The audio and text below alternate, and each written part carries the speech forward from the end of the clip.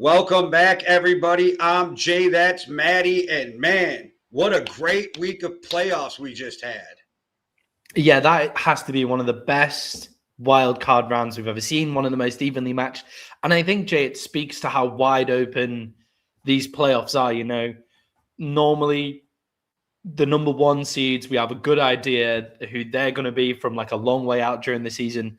We didn't have much idea going into the final couple of weeks of the season who the number one seeds were going to be. And definitely we didn't really have any idea of who's going to win the Super Bowl. This thing is so wide open without Patrick Mahomes, without the Baltimore Ravens in there. There's no clear dynasties in the NFC, either to be out there on the NFC or on the AFC side now. It's completely wide open, and it's leading to great football. Yeah, we literally had 4 games decided by 4 points or fewer. 4 games had game-winning touchdowns within the final 3 minutes, and 12 lead changes in the fourth quarter.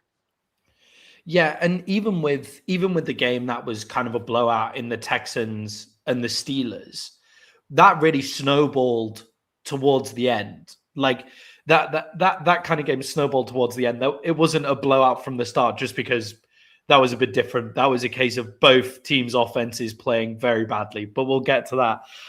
Jay, in this show and to all of our viewers, we're going to be talking about the firing of Mike Tomlin following that poor performance in Pittsburgh. We're going to be talking about Harbaugh moving to the Giants, joining me in the NFC East, where they're going to do our divisional round reviews, our wildcard round reviews and our divisional round previews, where we tell you who will bet in every single one of these games before we go through Jay's bet or not to bet, where he tells you the best bets and the worst bets of this week. And before you get beat up in the comments, Tomlin was not fired. He stepped down, and the Steelers still own his rights. Sorry, Tomlin stepped down. It was a joint mutual decision. And yes, the Steelers still owning his rights actually is a big play in this. So let's move on and let's start with that, Jay. How important is it in Tomlin's next moves that the Steelers hold his rights? What does that actually mean for anybody trying to make moves for Mike Tomlin? And where might that best move be for him? I think the only way the Steelers ask for anything is if it's this year.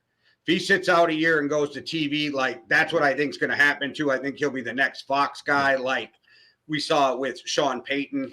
But if it's this year, I see the Steelers might ask for something. But with Tomlin and the way the Steelers have run their organization, only having a few coaches since the beginning, I think if he wants to go somewhere, they would just release him to walk away.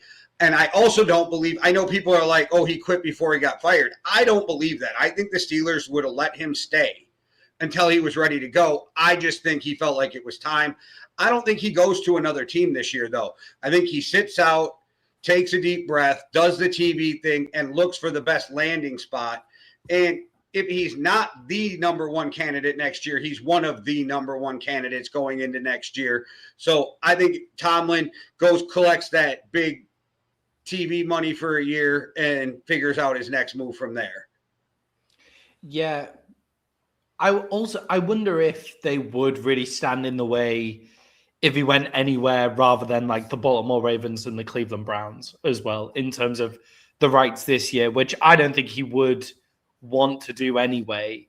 But, if some other organizations came in this year, I wonder if they would maybe ask for like something really low, like a 7th round pick or something like that. But Jay, I agree with you. I think he's going to go to broadcasting. And Jay, I think that's exactly what he needs. Watching them this season, watching them for the last couple of seasons, the organizations felt a little tired to me, like getting into the playoffs and then exiting during the first round every single time. Yes, they're getting winning seasons, but they seem bereft of ideas, like on the offensive side of the ball. Weirdly, that's one of the best offenses that they put together, and they scored 6 points in a playoff game. They gave up more points than they scored in a playoff game that they just had. They gave up 12 points on offense to the Texans through pick sixes, and they only scored 6. They gave up double the amount of points. Sorry, That's not right. 13 points on pick sixes. No, 12. I'm right. 12 points on pick sixes. And then that's way more than they scored. They look bereft of ideas. So I think Tomlin taking a step back, getting into the booth, watching and analyzing football the whole time in the same way that Sean Payton did will make him better in his next job. And that's what he's looking for, being better in his next job in the next role that he goes to. Yeah, and I also think it was time to go because they don't have the talent anymore, right? Like, I don't care who you put in there next. They're not turning that around right away. They haven't had a good quarterback since Roethlisberger was not even his last couple years, before that with Roethlisberger. And they're really depraved of talent right now. And I know everybody's like, this is a great job. It is because the owner's going to let you figure it out. Like, they are going to give you time and let you do this. But it is not a great job if you think you're going to go in there and win right away, because they don't have the talent to win right away. Yeah, I think with the Steelers, I think with Mike Tomlin stepping down, I think it is the right time for him to go. As I said, I feel like the organization is just kind of out of ideas, needs a different voice in the room. And I think you see that on the offense. I think they sneakily have a few more offensive weapons than you would think. Like Jaron Wallen coming out of the backfield is actually very good, has lots of explosive plays. He's not one of those top guys in the league, but if you put a Thunder next to him, bell cow back, then you get a lot out of Warren as well. You have DK Metcalf, a wide receiver, as well. You have Calvin Austin, who makes big plays and stretches them down the field. When you're able to kind of stretch them down the field, the offensive line is okay. You have that defensive line, which I imagine now that Tomlin's gone, a lot of this defensive line might move on as well. Just clear the slate, clear the cap from paying so much money on defense. I think it's an organization that look kind of tired of ideas, which is another great reason to move on. But it's not the most talented in a division where you have Joe Burrow.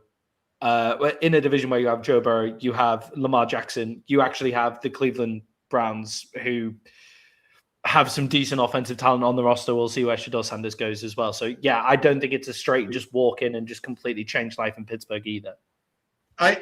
Call me wrong, but besides TJ Watt and maybe Joey Porter Jr., who do they have on the team that's top 15 in any position?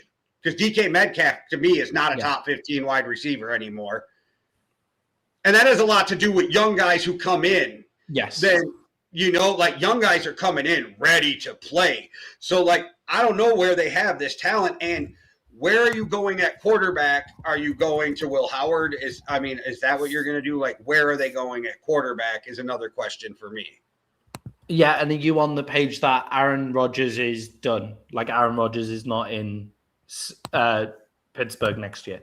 Unless they do the right thing, which they won't, because they're going to go young coach and let them grow like they do. What I think the Steelers need to do is go sign the Pittsburgh guy himself, Mike McCarthy, bring him in there. Rodgers probably stays another year, and then you have a chance to look for a young quarterback. I don't think they will do it. I do think that McCarthy ends up in Tennessee when it's all said and done. But I'm Pittsburgh. I'm going to get Mike McCarthy. You think with Tennessee, with Cam Ward down there after Cam Ward's season? Yeah, I think Mike McCarthy ends up in Tennessee. Oh, Mike McCarthy. Sorry, I thought you meant Aaron Rodgers ends up in Tennessee. That's my bad. Yeah, I think with Aaron Rodgers, I don't think he's done though. Yeah, the GM or the owner kind of came out and said he came here for Mike Tomlin, and now Mike Tomlin's here. We don't know if he will be here next year. Well, to me, that sounds like the end. If that's the sentence we're coming out with Aaron Rodgers, sounds like the end. Depending on what. I think even if Tomlin was there, they would say that, because Aaron's going to take all offseason to tell you if he wants to come back or not. That's just how it's going to be. But I don't think Aaron Rodgers is done. The way the way he sounded to me, I know people are reading into it and were like, oh, it sounded like the end. I'm like, that's not what it sounded like to me. It sounded like a guy who still wants to go somewhere. If the right opportunity is there, he'll go. I don't want to jinx anybody, but let one of these stacked teams have an injured quarterback in these playoff games, and Rodgers might be the starting quarterback for them next year. Yeah, I think that's a fair point. I think that's a fair point as well. And I think with, like there's every chance that Aaron Rodgers could just make an appearance somewhere wherever there's an injury and completely change his life as well. Let me ask you this. What if the Rams win the Super Bowl? Matt Stafford rides off into the sunset as a Super Bowl winning quarterback because we know he's playing with back problems. And you have that team, and they're like, Aaron, come play one more year for McVay with your guy Devontae, with Puka, with this running game. Like, do you say no to that? And I'm almost thinking, too, what if McCarthy ends up, or somebody he likes ends up in Atlanta, and Atlanta decides Pennick's not it, they're going to move on from Cousins, and they're like, Aaron, come in for 1 year and play with this stacked Atlanta team. Maybe he does that. Yeah, I was thinking Atlanta. They were one of the teams that came to mind. What about the Indianapolis Colts? Like, well, look what they had when they had serviceable stuff at quarterback. Like, what if Aaron Rodgers goes to there and sees what he can do with that? Even somewhere like, Arizona, where the defensive talent is there. They got big yardage off Jacoby Brissett. What if he goes to Arizona? Like a nice state to like live in. Phoenix, Arizona, one of the fastest growing cities in the US as well. What if he goes there and moves there as well? I think if Tomlin was still there, he'd stay in Pittsburgh. I think he'd be tempted to stay in Pittsburgh. I agree if Mike McCarthy came there as well. Or if Kevin Stefanski ends up with the Pittsburgh job, then I think Aaron Rodgers might stay there as well. I think that would make a lot of sense. But Jay, for the Steelers, I think this is a good thing for them that Tomlin's coming off. I think it's a good thing for Tomlin as well. It just looked like they were bereft of ideas and they just needed a fresh start as an organization. Jay, you've already put Mike McCarthy's hat in the ring. Who else do you think could be the Pittsburgh Steelers coach? Who do you think it's going to go to? Are you going to go defense again in this era of football? It makes me wonder because they've went defensive head coaches through their existence. Because then you're talking Brian Flores, who they love. You're talking Rob Saleh. You're talking guys like that. Is that where you're going? I personally think we have seen a change in the way the Steelers did things in this offseason. They traded for DK. They made some moves, shit we weren't used to them seeing. Them do. Yeah, they went out and got Aaron Rodgers. So I think maybe the thought process is changing there. And I think if you want to stay competitive in your division, you better figure out how to score points. Because when Joe Burrow's on, Joe Burrow's electric. When Lamar is on, Lamar is electric. You know what I mean? So you better figure it out. I think you should go with an offensive-minded head coach. That's why I think maybe you go with a Stefanski, or you go grab one of these young coordinators that I know they're talking about some coordinators that are out there, but I don't know how young the Steelers are going to go again. You know what I mean? Like, literally, Tomlin was a defensive coordinator for one season with the Vikings before he got the head coaching job. So, like, how young are they going to go again and let them develop? Bill Cowher was, I think it was the Browns, but he was their defensive coordinator for like one season and then took them. So I don't know how young they want to go. Are they going to switch things up? I think you should go with an offensive-minded head coach. And for me, I'm going to plant my flag again. I just think you stick with Mike McCarthy, and get the Pittsburgh guy. Or I stick with Mike McCarthy and tell you to go get the Pittsburgh guy. Yeah, I think that Mike McCarthy would be great in there as well, because obviously you have the Pittsburgh connection, but you also have the offensive guy, which is what the Pittsburgh Steelers needs, is what they're absolutely crying out for. You've shown you can't win the big game by having all your money set up on defense. But you also get a guy who really understands how to manage a football team and how it all comes together. The thing that you love in Pittsburgh, stability, you get that with Mike McCarthy. That makes a lot of sense to me. He understands how the offense actually plays into the defensive side of the ball. We saw it with the Cowboys, how he was screaming at Kellen Moore, run the ball more, because our defense needs you to run the ball more, because we have a big play defense, but not a successful defense. So he understands how to put everything together. I think they've got to go offensive coach, but if they go defensive coach, then I think they will end up going for Brian Rob Flores if they, Rob Sala, Brian Flores, and then go Rob get Saleh. Mike McDaniel, and then go get Mike I was going to mute McDaniel you. for the other side of the ball. I was going to For the mute other you side of just the so ball. you couldn't put that into the fucking universe. Like I was like,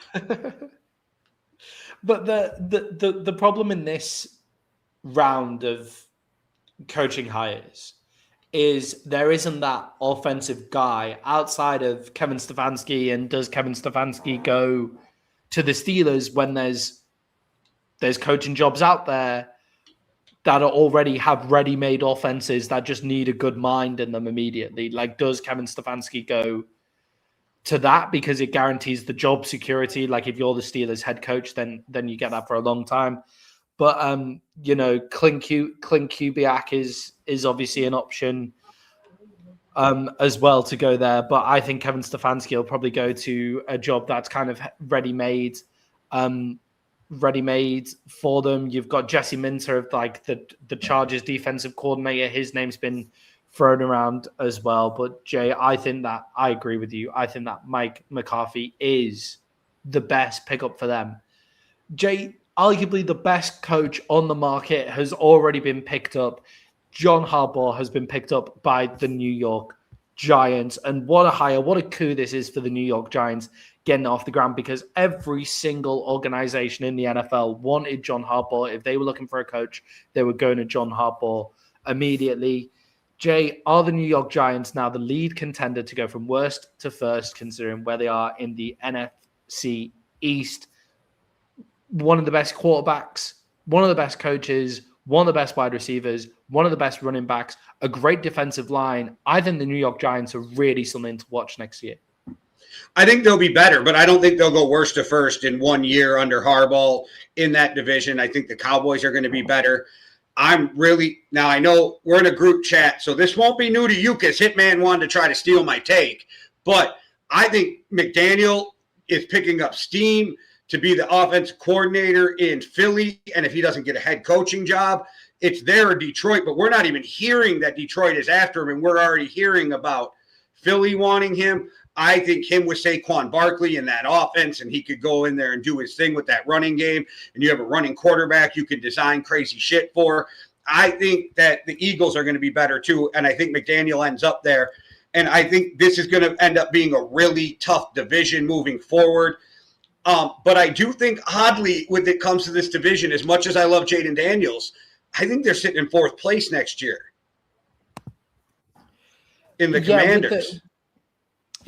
When you look at the division, you have the Eagles who, they get an offensive guy in there, we've seen that they can go from having a off season to having a great season immediately. And I mean, they won the division, and they're the first to win the back-to-back divisions since a ridiculous amount of time in the NFC. Yeah, they have the talent. East.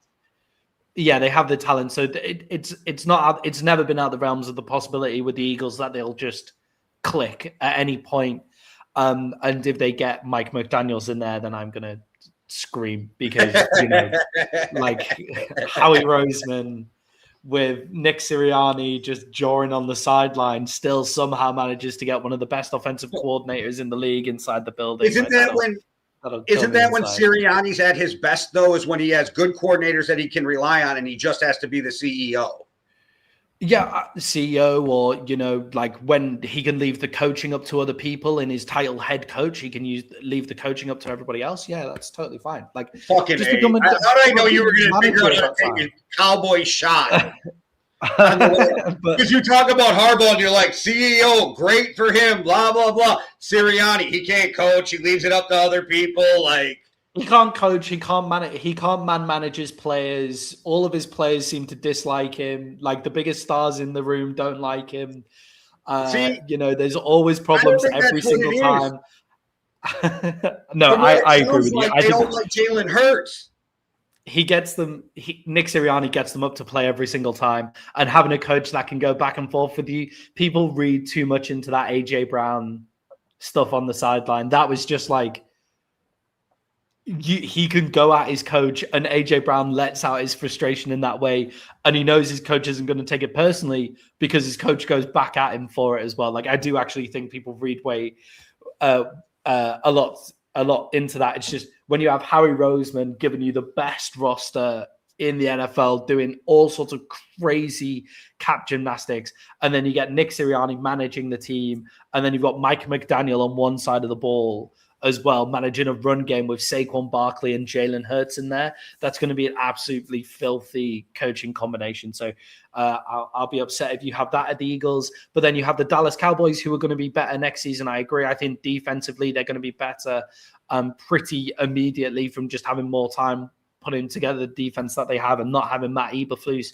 at the helm as defensive coordinator. I think they're immediately going to be better. The Washington Commanders are going to have a healthy Jaden Daniels, which is going to make them better. But because the Giants are taking such a big step forward with in the coaching position, going from Brian Daboll to John Harbaugh is a huge step forward. Jackson Dart going into his sophomore year is going to be a huge step forward. Malik Neighbors having a full season healthy is going to be great for them as well. Robinson's taken huge steps on this season as well. Cam Scatterby's look good. The NFC East is going to be dangerous next year. And yes, the Commanders could somehow be last in this division, and John Harbaugh could have a great season and be third in the division or go from worst to first. I don't know how the NFC East is going to look. And he gets to walk into a really good defensive line. Yeah, I think people have slept on the Giants' defensive line because of how bad their record has been and how bad the play is sometimes on the Giants' defensive line. These are veteran guys who have been in a shitty situation all season with their kind of quarterback going down and stuff like that. Sometimes they seem to have phoned it in on games where Brian Burns has been one of the leaders in sacks in the NFL. You still have Dexter Lawrence on the defensive tackle. Abdul Carter will be another season into his NFL career. Thibodeau always comes on and looks great as well. That defensive line is going to look ridiculous. So I think this is a great job for John Harbaugh and a great pickup for the New York Giants. Yeah, and one last thing, just a little off before we move on. So I think Burns is second with 16 and a half sacks. That just shows what Myles Garrett did was so impressive. Yeah, it was. Yeah, that was crazy. I saw some people taking shots at Myles Garrett's record because obviously he had to do it in an extra game. Less snaps. But it's a more. Yeah, I know. Well, you say less snaps immediately, and then they say things like, well, there's more dropbacks, more higher percentage of dropbacks, so you can actually go get the sacks. And it's like, yeah, but the quarterbacks are more elusive. And there's more pass rushers now. Yeah. So I'm saying there's more pass rushers. So one guy's not getting all the sacks anymore either. You know what I mean? They're being spread out where you have teams that have three guys with double-digit sacks. Yeah, exactly. And it's like past games are now more elaborate as well. So there's more. Why do we have to judge? There's a lot of short stuff. There's a lot. Can't we just say he broke the record? Great. Strahan also had a great season. TJ Watt also had a great season. Yeah, Myles Garrett rightly is amazing. Like I never get it. And does one sack mean, or what, half a sack mean you're better than the guy who had the record before you? No, but it doesn't mean you're you know what I mean? Why do we got to judge it like that? And I'm really sick of why are we just judging guys against different eras too? Like the game has changed since Strahan played there. Quarterbacks are protected. Myles Garrett probably has more sacks if it wasn't for roughing the passer calls that Strahan would have never got. So you know what I mean? Like why are we judging? Like that? Yeah, definitely. Yeah, 100%. Jay, and a final bit of news before we move on to our reactions from the Wildcard weekend. Dante Moore is staying in college football. Oregon quarterback Dante Moore. What do you think this is about? Do you think this is just a true indictment on the New York Jets? What do you think this is about? Is it about NIL money? What have we got here? Yeah, it is reported Phil Knight opened up the checkbook to keep him in Oregon. So, you know, when you got that Nike money, it's always easy to open up that checkbook. But also, I think he wants a national championship. Also, I think guys love playing in college, but they always went to the NFL to get that life-changing money. And if you don't have to do that, it lets you be a college kid one more year. I know people are like, if you get injured, yes, these guys also have Lords of London insurance policies that if he gets injured, he will get paid like X amount of hundreds of millions of dollars if he can never play again. But yes, you're risking some stuff, but I think if these kids want to go back to college and enjoy that experience, and I'm sure if he's not already graduated, he's really close to graduating, so he'll only have to take 2 classes, you know what I mean, to be eligible. It'll be a good time in college. And I think they all want that national championship. Plus, if he goes back and has a great season, he's maybe the number 1 overall pick next year. Yeah, I also think now we're looking at an environment where, because of the NIL money they're getting, they're now no longer too worried about that first NFL deal. He's going to get, no matter what happens this year, he's going to get picked. He's going to get drafted by the end of this year. Like, that's going to happen. So you're not too worried about that first contract because you've got the NIL deal waiting behind you. What you're really worried about is that second contract, getting to that second contract. And what gives you the best chance of making it to that second contract? Taking more snaps in college, like getting more snaps, being a professional when you come out, and not getting kind of into the NFL and the NFL being too big for you because you haven't seen absolutely everything. Oregon might be able to run. They've been running a pretty pro style offense anyway. They might be able to run an even more pro style offense for him going into next year. Be able to add more layers on top of what they wanted to do because he's even more familiar with the system. You see the guys who've been successful since coming out, like Bo Nix, for example, first seed in the NFL, has been successful since coming out, took some of the most snaps in quarterback in college than we've ever seen in the NFL before. CJ Stroud took lots of snaps at college as well. We're seeing that those guys who are getting those NIL deals, who are able to stay in college, are coming into the NFL and they're ready to play. If you have a shit rookie season, it can really affect your ability to get to that second deal at the end of like the 4th or the 5th year. When you're coming out. Look, if he was the odds-on number 1 overall pick, would he be thrown away the opportunity of being the number 1 overall pick? Maybe not, because that comes with certain other financial benefits as well. But from what I understand, Jay, on top of this, and something that isn't being spoken about is one, a lot of it is about getting more snaps to get to that second deal. And 2, Oregon have been taking care of their players even before like this NIL deal. They have some of the best facilities. They're one of the best organizations. Like, everybody who plays for Oregon loves playing for Oregon. So is this like a final call to a lot of colleges? Make your facilities way better and the guys will stay longer on top of the NIL money as well. Yeah, but it always helps when you got Phil Knight being an alumni and he has that Nike money. You know what I mean? Like, Phil Knight got endless amount of money to throw back into Oregon, and that's why they have all the amazing uniforms and different things. But,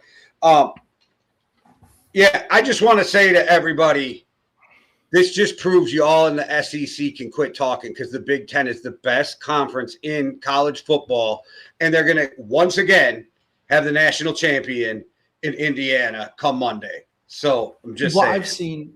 What I've seen and what I'm kind of happy to see is coming in with this NIL stuff is that because you can just put in donor money now, the universities that kind of had the most academic people go there and have now got the most successful people coming out of their universities on the academic side, those guys are now pouring money back in for NIL deals and all of that kind of stuff. So Mark Cuban went to Indiana, and Mark Cuban pays Indiana a lot of money, and that's why they get their NIL deals, and that's why they can take this massive jump and stuff like that. Wisconsin is a really academic university, and it's going to benefit them in the long run now, which I'm happy to see, because that's what universities should be.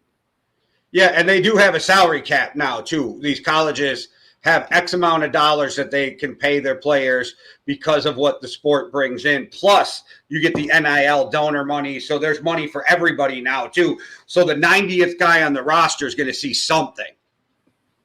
Yeah, which I mean, that's great. That's great. I think we're getting to a They're better making the place university college so football. much money. You know what I mean? Yeah. Like, they deserve something for putting their bodies on the line. I don't know. That's just me.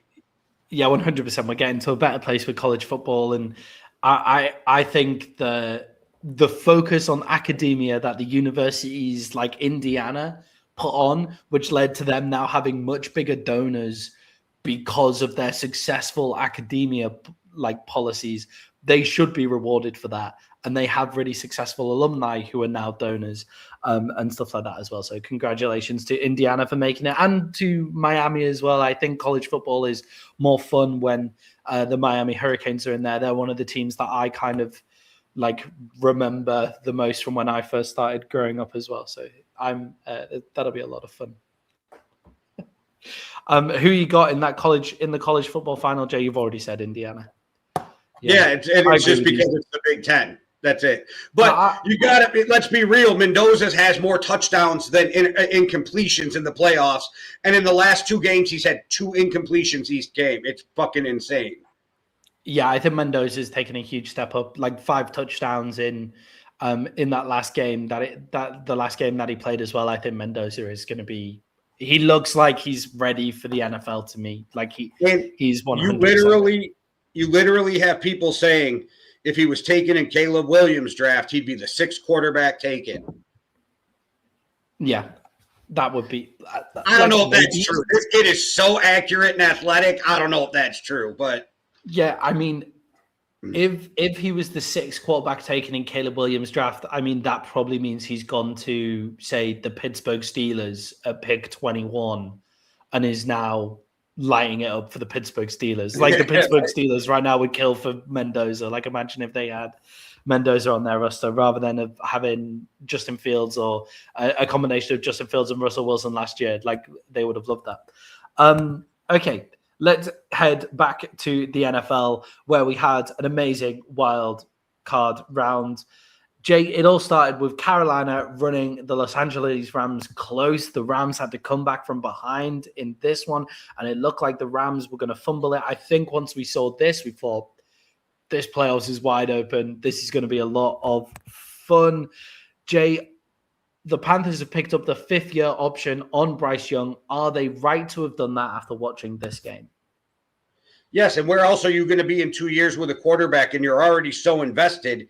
And he gives these weird, like, he doesn't throw a lot of deep balls, and then all of a sudden he comes in the playoff game and starts raining fucking down from everywhere. It was just, he's so weird to watch that you have to kind of ride this out to see where it goes.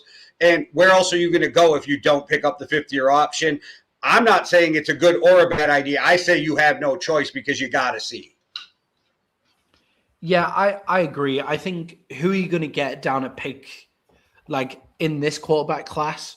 The reason Dante Moore staying in is such a big thing is because after Mendoza, it is a pretty solid drop off after Mendoza and Moore, like Ty Simpson from Alabama. If you're really into it, what's the guy's name from South Carolina? Sellers, Lenoris Sellers as well. Like, okay, if you're into that guy, then fine, I can see it. I think Sellers is a 1st-round pick. And I think by the time it's said and done, and I'm fucking forgetting his name, but if the kid from Ole Miss does not win his lawsuit for his extra year, I think he slips into the bottom half of the 1st round. Yeah, I think with the yeah, exactly. So I think where are you going to go too much with that though? Like we're kind of not picking. Right, you're starting over again. Ideal quarterbacks in this draft. Exactly, you're having to start over again. And Bryce Young, I think that Bryce Young has too weak of an arm to play in the NFL.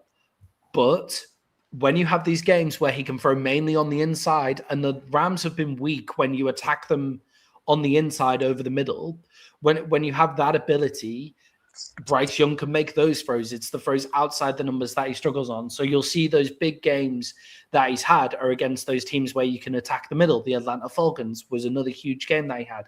You can attack the middle on that one. I think Bryce Young has everything it takes to be a quarterback. From everywhere else, his arm's just not strong enough, and there's not much you can do about that. But if you have everything else, you may as well ride it out on the rookie deal. You got to the playoffs, you won your division. I think the Panthers are only going to be better next year, so you may as well take that 5th-year option. Jay, as well, talking of the Carolina Panthers and next year, are they in a really strong position next year to kind of make a big leap? Dave Canellis, one of the best young coaches as well. They're kind of ahead in their development than where we thought they were going to be under Dave Canellis. What do you think of seeing them next year? I think they're in the right division to take a jump, too, with what they've been doing.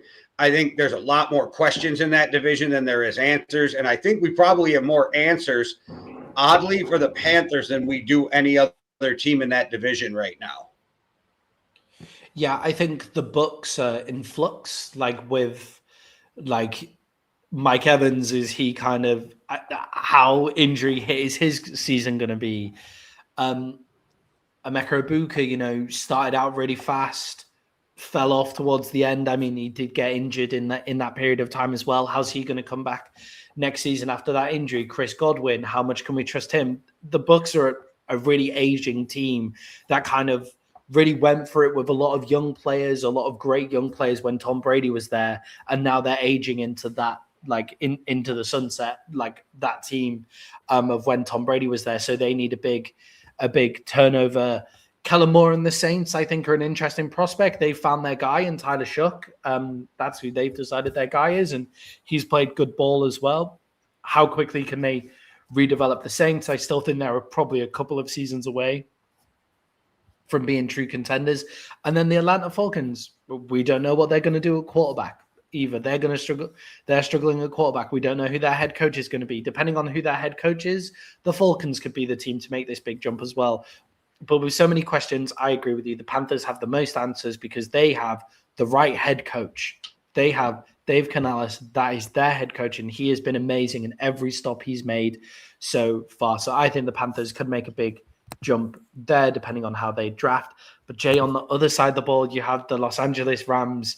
They've struggled with the Panthers twice. Why have they struggled with the Panthers team that went 8-9? Why did they struggle with them both times, losing in the regular season and having to come from behind in this one? The Panthers do a good job of matching up on their receivers, but the Rams have struggled on and off at times this whole season, which has had us questioning what we were talking about before the season on how they were one of the favorites to make the Super Bowl. Like Matt Stafford, if he wanted to, might be able to ride off into the sunset with the Super Bowl ring. And there's been a lot of games this year where we walk away from those games going, what the hell just happened with the Rams? Why aren't the Rams playing up to Rams' ability? I do think Matt Stafford is that guy where if you leave it, and he proved it, you leave it to him at the end of the game, he's going to figure it out. But they also, if they were playing a different, better team, do they get put away in that game early and then they don't have that chance to come back? That's the kind of questions you have. But they're also the team, as soon as you question them, they come out and put 40 up the next week. Yeah, with the Rams, I'm not sure what it is as to why they struggle. Maybe just the Panthers is just a bad matchup for them. That could be it. They have sizable wide receivers in Carolina. So you have Ted McMillan, you have Croker as well. They're big body guys going up against smaller cornerbacks, I think is a big problem that the Rams have. The Rams cornerback room is actually, they play pretty decent football. They're just completely undersized. So if you have big wide receivers, which is quite interesting, because if the Rams wide receiver room went against the Rams cornerback room, it would be the Rams cornerback room absolute nightmare with Puka Nacua and Devontae Adams, just with the completely different size there. So I think that's where the Rams kind of struggle against the Panthers.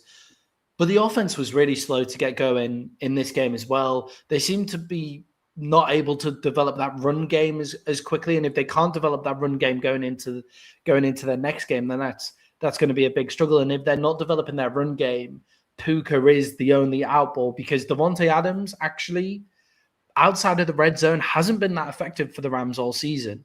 So I'm not sure what's going on with Devontae Adams. He only had 5 targets in that game, caught all 5. No, he had 6 targets. Matt Stafford missed one. It was quite windy conditions as well, which is important to remember. In Carolina, it was windy, it was rainy, so their passing game wasn't great, and they weren't able to get that run game really up and going either. So without the run game, you lack kind of consistency as well. Jay, did the Rams get right in this game so they can make a push for the Super Bowl? They started slowly and they finished strong and they came out with a win. Is this like kind of the performance that they needed to G them up, get them going into the Super Bowl? Because they did kind of falter into the playoffs.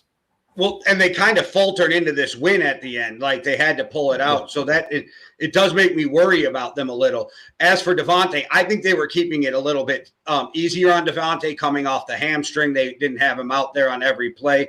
Devontae's been more of their outside line guy this year. You know what I mean? And when they need a big play down the sideline, get out of bounds, that's where we've seen Devontae at his best at the end of games too. Puka's just that guy, though. Like, Puka has a way of getting open, and it's just crazy because you watch him play, and you're like, how the hell did he get that much separation when he's fast, but he ain't that fast? You know what I mean? Like, he ain't the fastest guy on the field.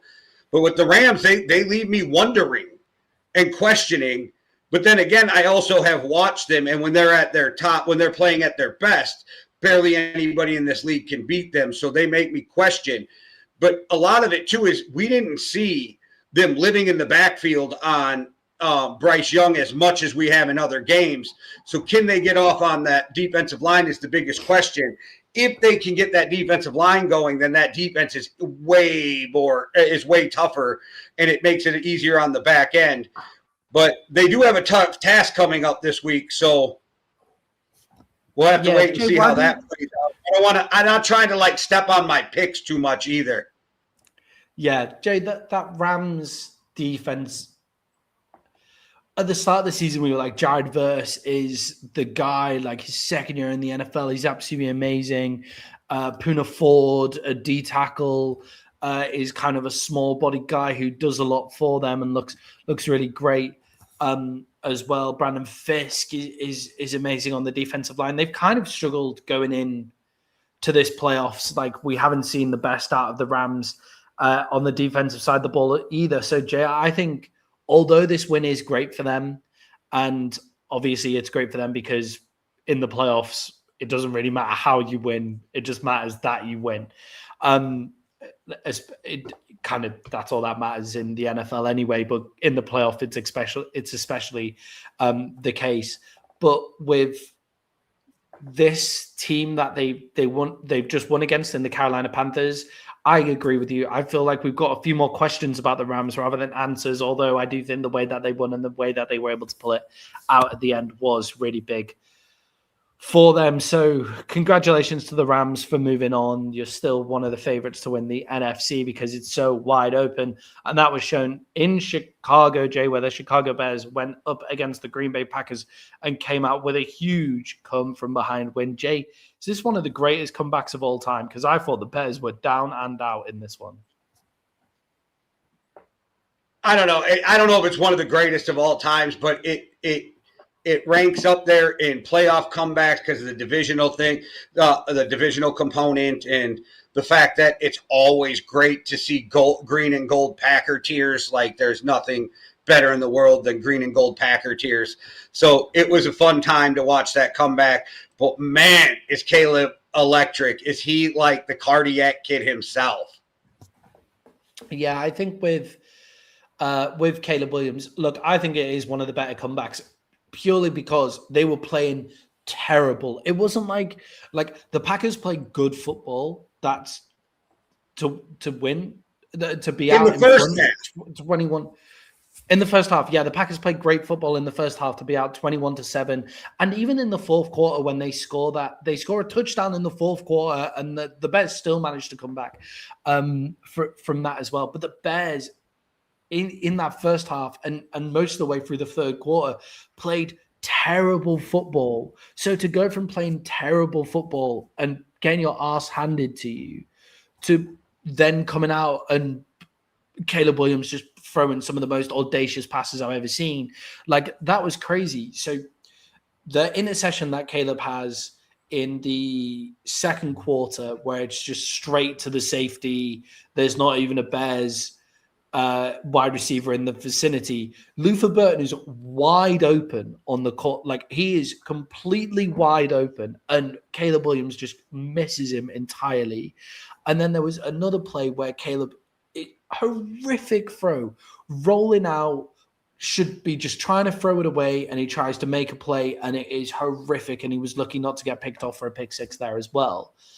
But then, Jay, you have the complete other side of Caleb.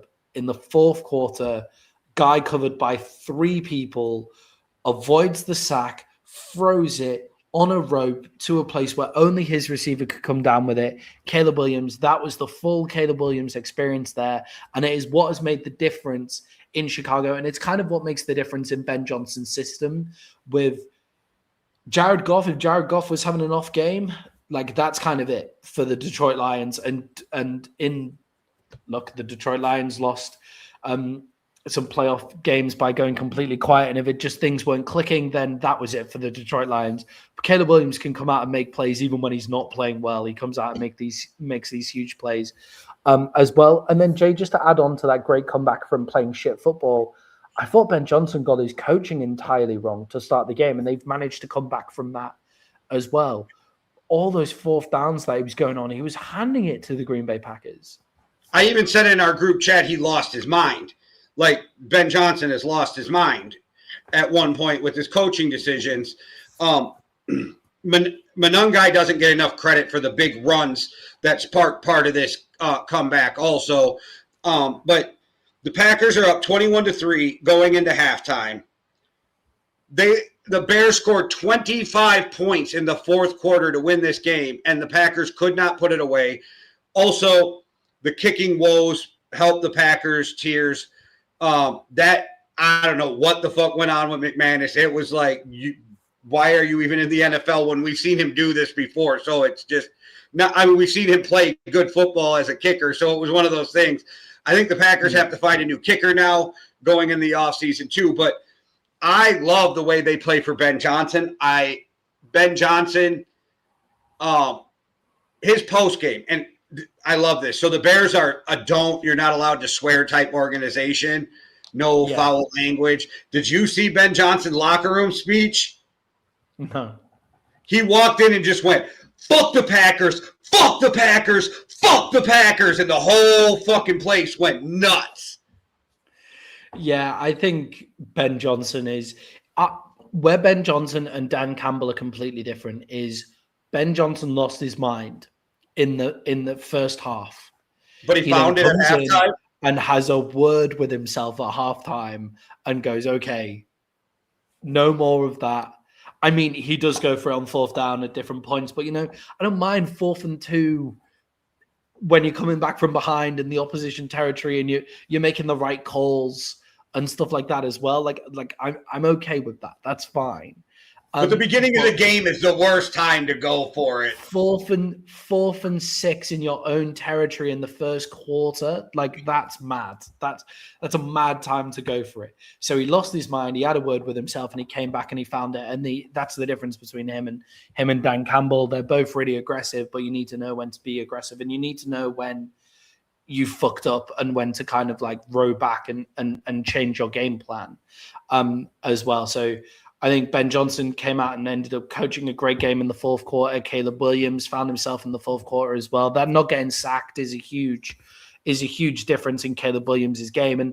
And Caleb Williams, if he continues to make the difficult things look easy, the things that are easy are going to look less and less difficult throughout his NFL career. And I think he'll take another step on next year, another step on the year after that as well. Jay, what allows the Bears to keep doing this? What allows them to keep coming back from behind? Because it's not the first time that they've had these crazy come from behind games this season. Okay, besides the obvious, the coaching and the quarterback who seems to play his best when his back is against the wall, it's that defense and it's that offensive line, right? The defense does enough to keep them in there. Now, and when they start getting pressure, that defense becomes really scary. But that offensive line may be the best in the league, and it really helps that team when it's crunch time, and that offensive line can Caleb time plus his ability to scramble and extend a play. And if you watch, there's a couple plays back there. Now, I didn't count, and I might be exaggerating, but I swear you could have counted to 14 before he threw the ball. Like, there was times he was dancing. And they're rushing 5, and it looks like they're rushing 3. That always helps. And some of the holes they blow open for that run game, the run game, tight end, best friends for the quarterback. And let's not forget, when we're talking about a tight end that seemed like he had the dropsies, was going to fuck this whole game up, was fumbling all over, and then all of a sudden, all the biggest plays go to Loveland, and he went off. I think he had almost 120. I think it was like 117. He had 137 yards. Okay, 137 yards receiving after the dropsies in the first half. Yeah. Imagine if we caught everything in the first half. Yeah, so I think it's these guys' belief along with the talent they have on the offensive line, and I think that defense is better than people give them credit for. Yeah, I think with the defensive side of the ball, I think it's I don't think they are one of the top defenses in the NFL, but I just think that's because there's such a huge gap between the Denver Broncos, the Houston Texans, the Seattle Seahawks, the Cleveland Browns. There's such a huge gap between those 4 and then the next one's down. I think the Bears is sneaky in the tier 2, like maybe the bottom of tier 2 on that. You and I have talked a bunch of times that if you have a good offense and a mid-level defense, you can win. Yeah, 100%. You only need the top 15 defense to win in the current NFL. You need Patrick Mahomes has won with the top 15 defense in the NFL. Like, that's what you need. You can't be lower than 15, but in and around top 15. And the Bears are in and around there. I agree with you. But Jay, you're so right about the offensive line, because what the offensive line allows you to do is it allows you to control elements of game. So when you're playing badly, you can have the offensive line there for you to control, get into the game, and play your style of football without those huge elements of pressure. And the Bears invested huge amounts of money on that offensive line when Ben Johnson came in. Ben Johnson knows that from his time in Detroit, that the offensive line is there. And I'm sick of hearing analysts coming in and saying, oh, offensive line play isn't as good in the NFL anymore. That's not true. That's not the case. You're paying your quarterback and you're paying your skill positions and you're paying all of those people first. And then you're allowing the teams who don't do that, who go and invest the money on the offensive line, to just have complete offensive lines, to have amazing offensive lines, because they understand we'll invest our money on the offensive line and then we'll do the skill positions from there. And that's what the Bears have done. It's what the Broncos did as well for their second-year quarterback, getting that huge investment on the offensive line. So, I think that's where the Bears are able to control. But, Jay, we're giving the Bears a lot of credit here. You don't give up 25 points in the fourth quarter. You don't give up this amount of points when you're out ahead without having something to fault yourself. Jay, how did the Green Bay Packers throw this game away? Well, if you ask Packer fans, it's only because Micah Parsons got hurt, which I think is the most ridiculous statement ever, because, yes, he would have stopped 25 points in that game, but you were 21-3 up. Yeah, you were 21-3 up. Like, it's this scheme again. It's bad scheme by the Packers. It's the fact that we've talked about this. People give them credit for being a better defense than they really are. Like the Packers, we talked about it when the trade. They weren't one player away from a Super Bowl, even with Micah Parsons. So the fact that people are shocked, I don't get either. And I still stand by what I said. If you play Malik Willis, you win this game. Yeah, it feels weird. I agree with you here. I think with the defense, it's people think that Rashawn Gary is the best number 2 D end in the NFL, and that's just not the case whatsoever. Like, Rashawn Gary is good.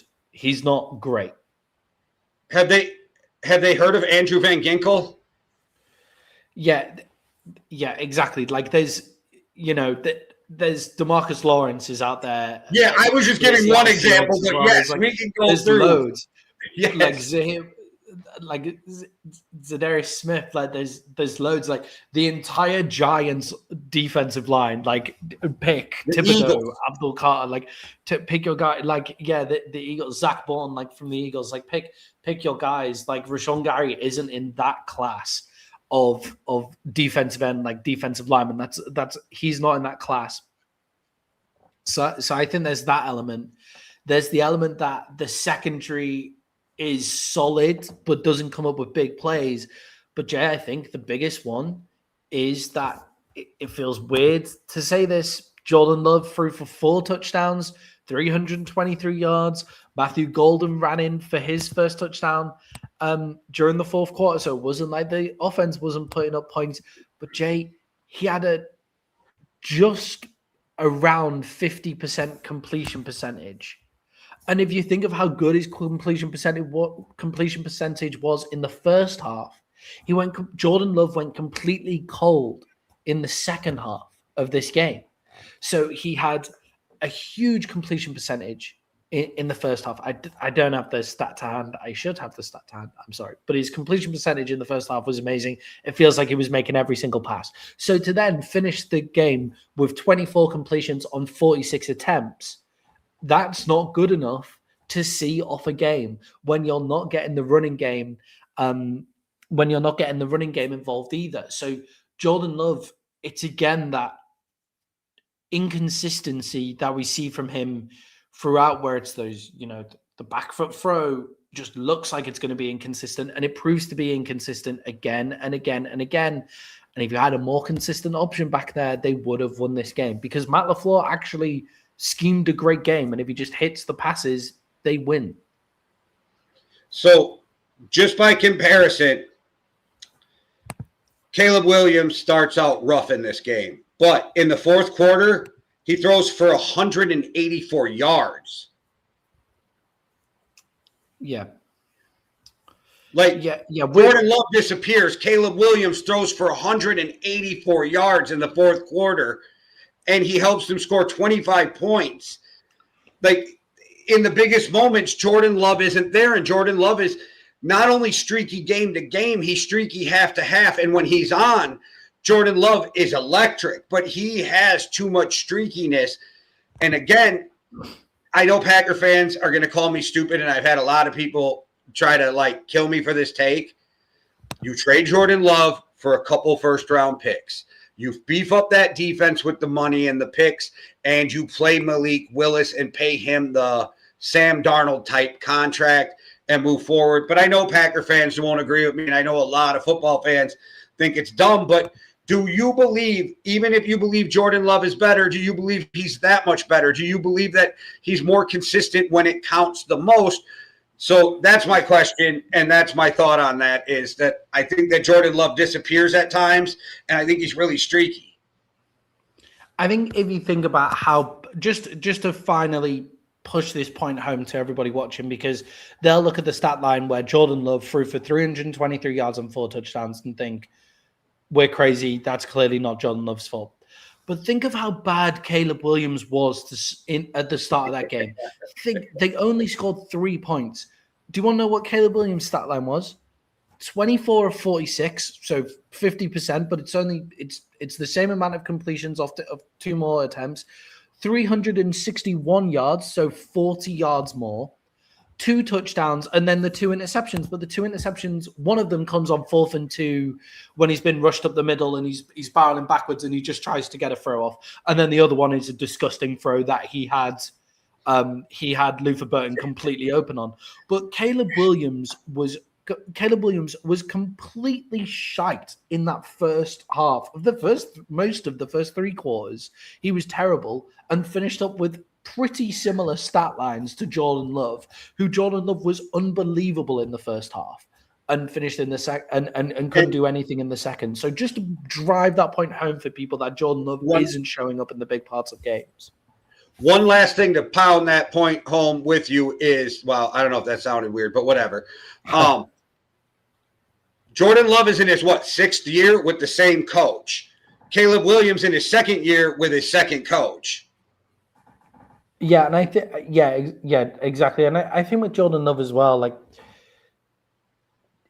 I don't think they will do the whole trade him away from Malik Neighbors. I don't either. They pay him $50 million, but he comes into the same conversation that we're going to have with Brock Purdy at some point later down the line. We might not have it with Brock Purdy today. We might. We'll see. But we'll definitely have it with Brock Purdy going into next season, where it's like, that $50 million, is it better served somewhere else because of what Jordan Love actually gives you? Like that's where we are here. So Jordan Love does come up with those big plays, but show me a play that Jordan Love made that 25 of the quarterbacks in the NFL couldn't have also made. Like Matt LaFleur actually gives Jordan Love a lot of stuff to throw to as well. Whereas Caleb Williams makes a couple of plays in this game, a couple of big plays, the 4th and 5, where he's rolling out to the left and hits it to, I think it's Luther Burton, where he's surrounded by 3 wide receivers and he hits it throwing across his body, and it's only where Luther Burton could get it. Only 10 quarterbacks in the NFL could make that throw. Jordan Love didn't show that in this game where he has that higher level of throw. So, Jay, I know I'm sure it sounds weird to people that way, hating on Jordan Love, but that's the reason why here, guys. Like, he shouldn't be getting away with this. And on top of this, their defense isn't as good as everybody thinks it is. And just because Micah Parsons wasn't there isn't the reason that they lose. Jay, just finishing off, was this a got-to-win year for Matt LaFleur and the Green Bay Packers? How open the NFC was, how much money they've committed to the team this year with going out and getting Micah Parsons. I know, obviously, he gets injured, but did they shape this up as a got-to-win? How are they going to look going into the next years with the cap constrictions that they're going to have? Yeah, I think they really thought with Micah they could make a push this year. You and I didn't always agree with that. I think there's a weird thing going on in Green Bay right now, and I know they're like, they're trying to work out a contract extension for Matt LaFleur. I think they're fielding trade offers for Matt LaFleur. That's what I think they're doing. I think right now they are fielding offers, and that's why a deal has not been done. Because if he was going to stay, you would have paid him his $17 million or whatever it was going to be, and you would have called it a day. And none of this comes off your salary cap, and you don't have a cheap owner because there is no owner to stop you from just paying the quarterback. So I don't understand why they wouldn't have got this done already if he's going to stay. Adam Schefter won't put a percentage on it one way or another. He just says, as of right now, we have to assume he's staying. Well, that makes me sound like feel like there's something going on. And I think that maybe before it's all said and done, one of these teams trades something for Matt LaFleur. Yeah, and the amount of open, good jobs there are with a lack of amazing coaching candidates now that Harbaugh's off the market. Kevin Stefanski is out there probably as the lead coaching guy. We both think that Mike Tomlin won't be on the market until next year. Matt LaFleur becomes a really great asset for a lot of these teams. And I think the Packers would be mad to get rid of him. I don't think it's really his fault. But he can't get you over the hump. You had Aaron Rodgers on 2 MVP back-to-back seasons and couldn't do it. Yeah, but what I think that they hadn't. I don't think they necessarily have given him the best tools he's never had. Like their defense, it's hovering around that top 15, and it's not been really in that top 15 for a lot of it. The players on the team get a lot more love than they should do as well. The wide receivers since Devontae Adams is gone have not been great as well. I wouldn't be massively surprised if the Green Bay Packers moved off him, but with the lack of coaching candidates out there, Green Bay probably becomes one of the best jobs immediately if it becomes available. But does Matt LaFleur not become the best coaching option for the Pittsburgh Steelers as soon as he's available as well? An offensive guy with the ability to run a top organization as well. Are we thinking anybody, what's his name? Is it Kirk Cignetti, the Iowa coach? We thinking anybody's going to be hitting him up for an NFL job now after what we've seen him do in Indiana. In Indiana. We see that. And because there's less of these candidates, do they start thinking about plucking from college range? I do think if you're going to move on, you already have a plan. I don't think you just move on from LaFleur without a plan. But it seems like policy has been building up to this might being a possibility since the day he took over. Yeah, I feel like Matt LaFleur is maybe out in Green Bay. To be honest, I think he's out because I think with LaFleur and the contract extension, either he's gone, I'm sick of being in Green Bay, I want to go somewhere else. The Steelers' job is open. Oh, look at the offensive talent in Atlanta and all of that kind of stuff. And he's just going to go, okay, I don't want the offer. Or what I think is more likely, Matt LaFleur would pretty much accept almost any offer that Green Bay put out there as long as it's not like a kick in the face. Well, that's the problem. It doesn't sound like that. It sounds like he wants that 17 to 20 like the top coaches. But This is what I think you do. This is just me. Again, I don't think he's a Super Bowl type coach, but I think he's a really good coach, right? I don't think he's going to get you there. I think if you're Tennessee, that's who you go for to build up your quarterback, build up your team, because the next coach in Tennessee, even if they get it right, is going to get fired right as it starts to go good anyway. Yeah, exactly. Like it is a difficult place will be a difficult place to go once you kind of get it right in Tennessee. I'm not sure on the future with Matt LaFleur, but I don't think it's with the Green Bay Packers. The Jacksonville Jaguars went up against the Buffalo Bills, and the Jags managed to play it pretty close. But even though the Jacksonville Jaguars played well, have they been left with more questions than answers on Trevor Lawrence? He seemed to have turned a corner coming into the playoffs, and then he doesn't have a great one in this game. More questions than answers on Trevor. I think he just ran into a Bills team that's starting to turn it on at the right time, and their defense is playing good. Their secondary and their linebackers can cover. And when you slow down the run, it makes them even more difficult to play. I think we should all be impressed with the Jaguars season. Yes, we should all be disappointed also from the way it ended. But I don't think this was what anybody saw coming right away with Liam Cohen. I think it's the first year with him. I think him and Trevor seem to have a good rapport, and I think they just get better moving forward. But again, this could be fool's gold because I am in a toxic relationship somehow with the Jaguars, and I really don't even give a fuck about the Jaguars, and I'm still in a toxic relationship with them. With the Jaguars, it's Trevor Lawrence only threw 18 of 30 for 207 yards.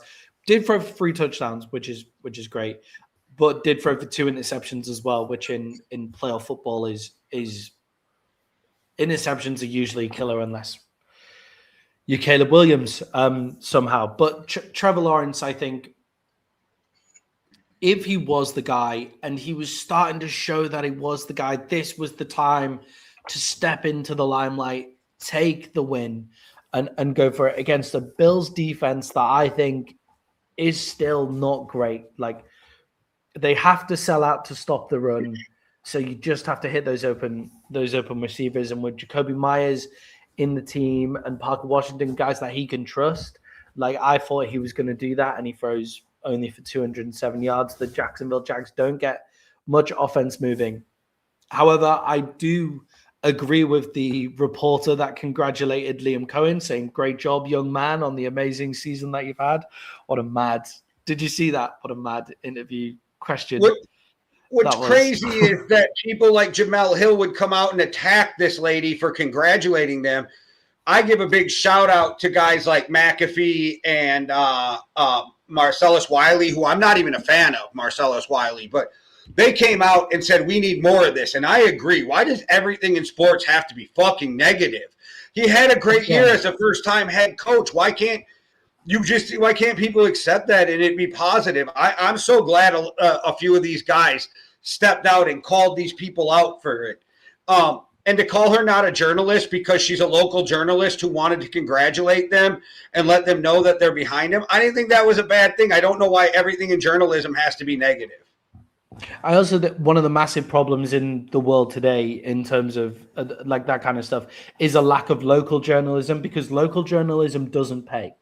To be a local journalist, you have to have a serious passion for journalism, like, because local journalism doesn't pay, doesn't give you the clicks that national journalism gives you.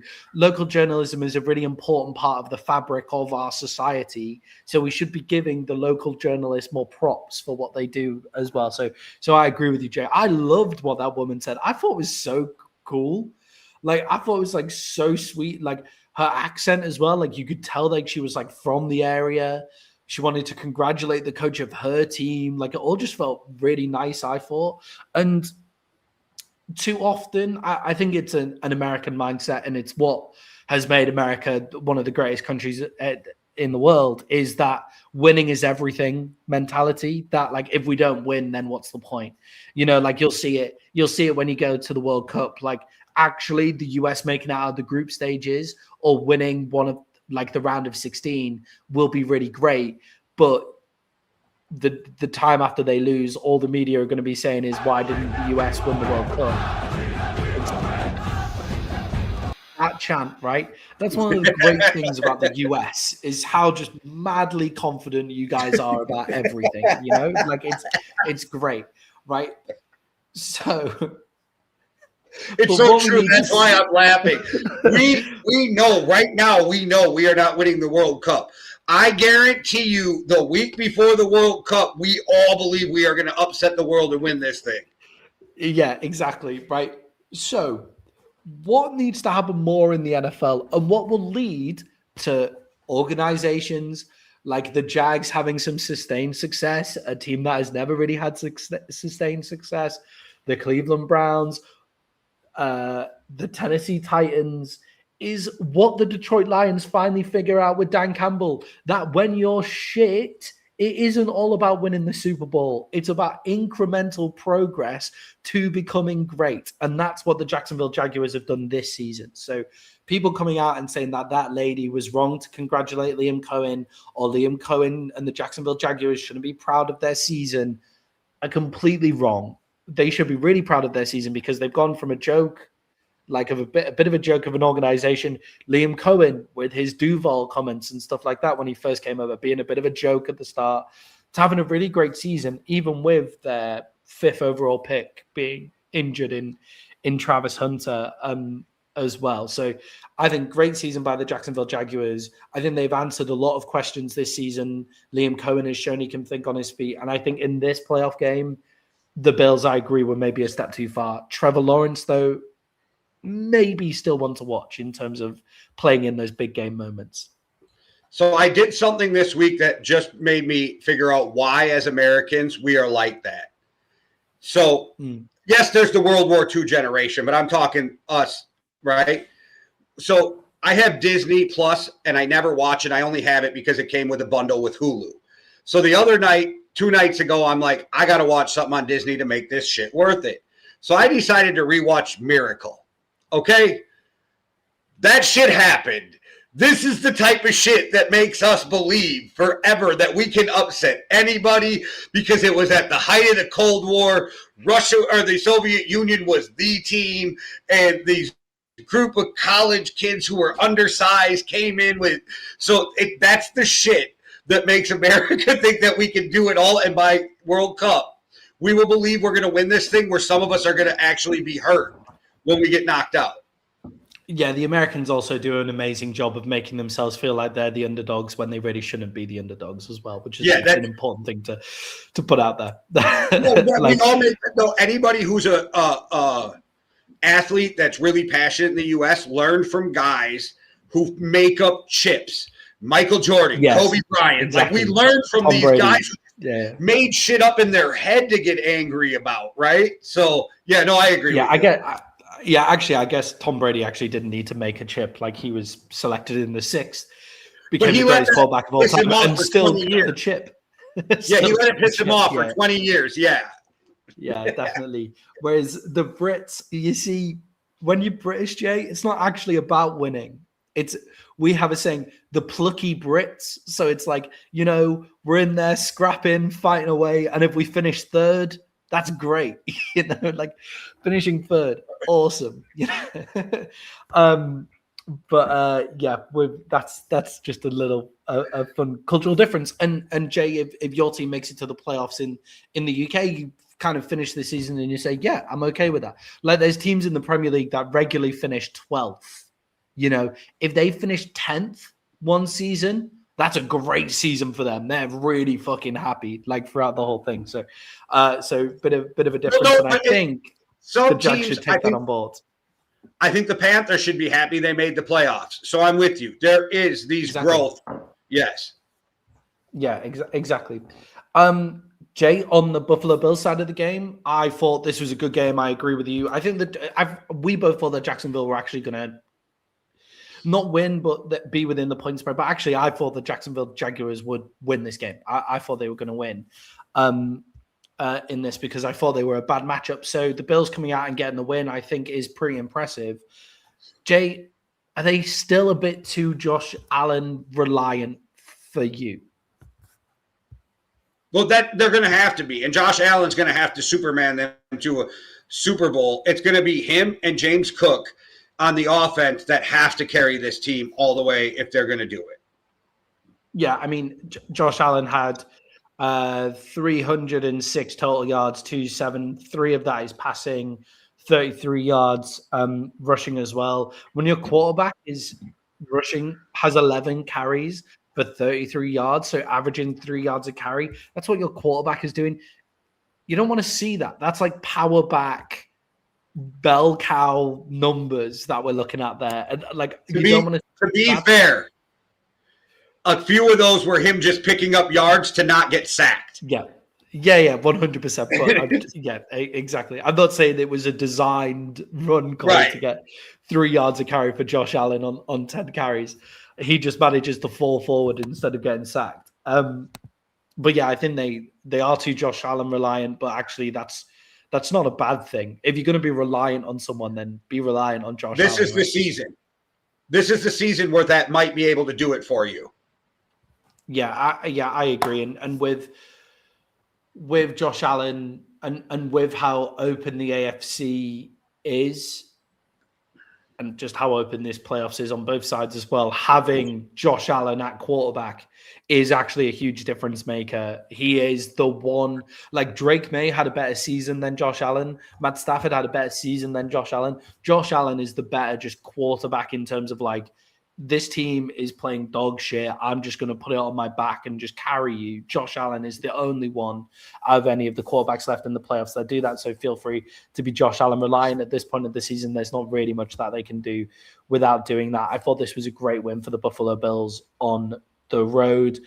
Jay, I can't remember whose win guaranteed that this would be the last that the Bills wouldn't have another game at their old stadium, but see you later, old stadium in Buffalo. I'm sure they're excited for their new stadium and what a thing it would be if the Bills could get their first Super Bowl and carry it into their new stadium. Hang the banner on opening. Hang a Super Bowl banner on opening night. Way to send out the last season of that stadium. That could be some like really storybook 30 for 30 type shit moving forward. ESPN could do a 30 for 30 on that. Yeah, 100%. But Jay, everybody needs a break, and Josh Allen definitely needs one after that bell cow back performance, as well as throwing for 273 yards. Jay, we just need a break from sitting in our chairs and talking on this for an hour. So I can't imagine how Josh Allen feels, and the way that we refuel is through a coffee. Me and Jay set up the Yankee and the Brit nearly 5 years ago. And in that time, we've gone up to about 7 shows a week. And with the help of our loyal community, we've been able to keep growing. But we want to grow even more. And that's why just giving $5 or £5 could really help us out in our Buy Me a Coffee fund. And all you have to do is hit the Buy Me a Coffee link in our YouTube descriptions. That'll be on every single video. You can give £5, $5. You can give it once, you can give it every month. And what that does is it allows us to grow and even buy ourselves a coffee every once in a while.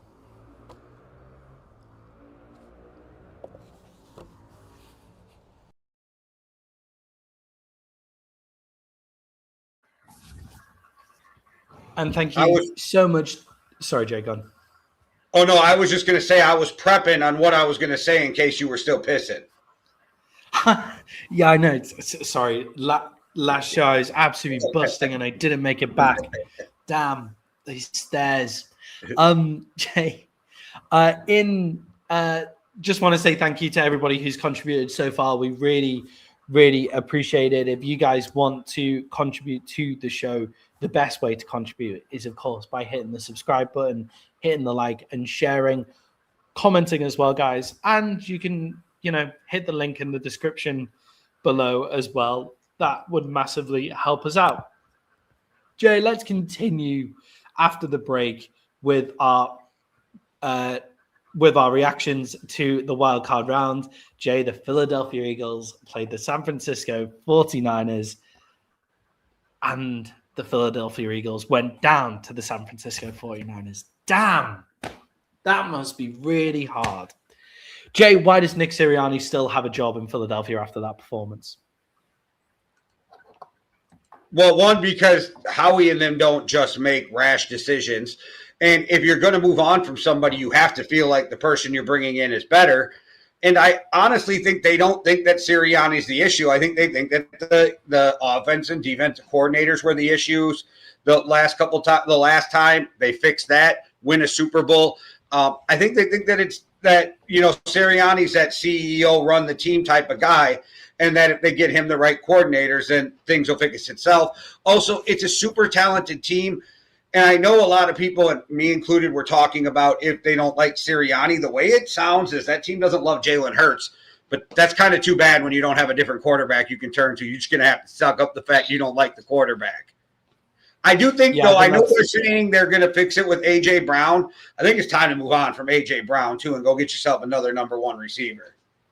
Yeah, I think that's like a time and a place where we can criticize quarterbacks, but your quarterback's just coming off putting up one of the great Super Bowl winning performances by any quarterback. Back to back, too, even in a loss in the Super Bowl. Yeah, even in a loss, he puts in his loss in the Super Bowl, he puts up a great performance in the Super Bowl.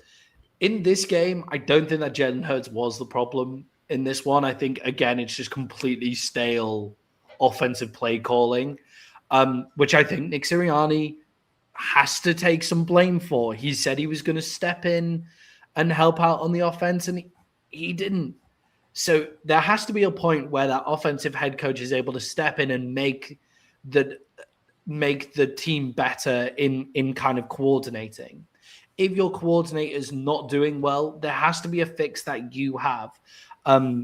There. So I think Nick Sirianni, I agree. I don't think they should fire him. He's just coming off a Super Bowl. I also think, Jalen Hurts, like if that's the guy that they don't like, Nick Sirianni needs to do a good job, and he needs Howie Roseman to help him out by moving the players out who are being toxic to that environment. And I think A.J. Brown is being toxic to that environment. If we're getting a lot of stuff out about Jalen Hurts is a $50 million a year quarterback.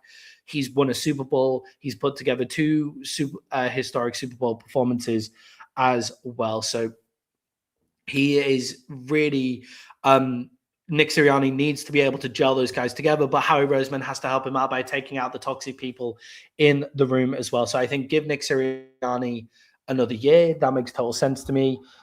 If it's still this kind of like noisy, and the offense plays as bad next year, then I do think it's kind of time to move on from Nick Sirianni. But this year, you keep Nick Sirianni, and next year, Jay, if our predictions are right, there may be a coach available that spent a long time in Pittsburgh running running an organization very well that may be available next year if Nick Sirianni has another problem as well. But Jay, on AJ Brown leaving, let's chat. I know we chatted a little bit at the top of the show about the AJ Brown incident, but AJ Brown is screaming at Nick Sirianni on the sidelines.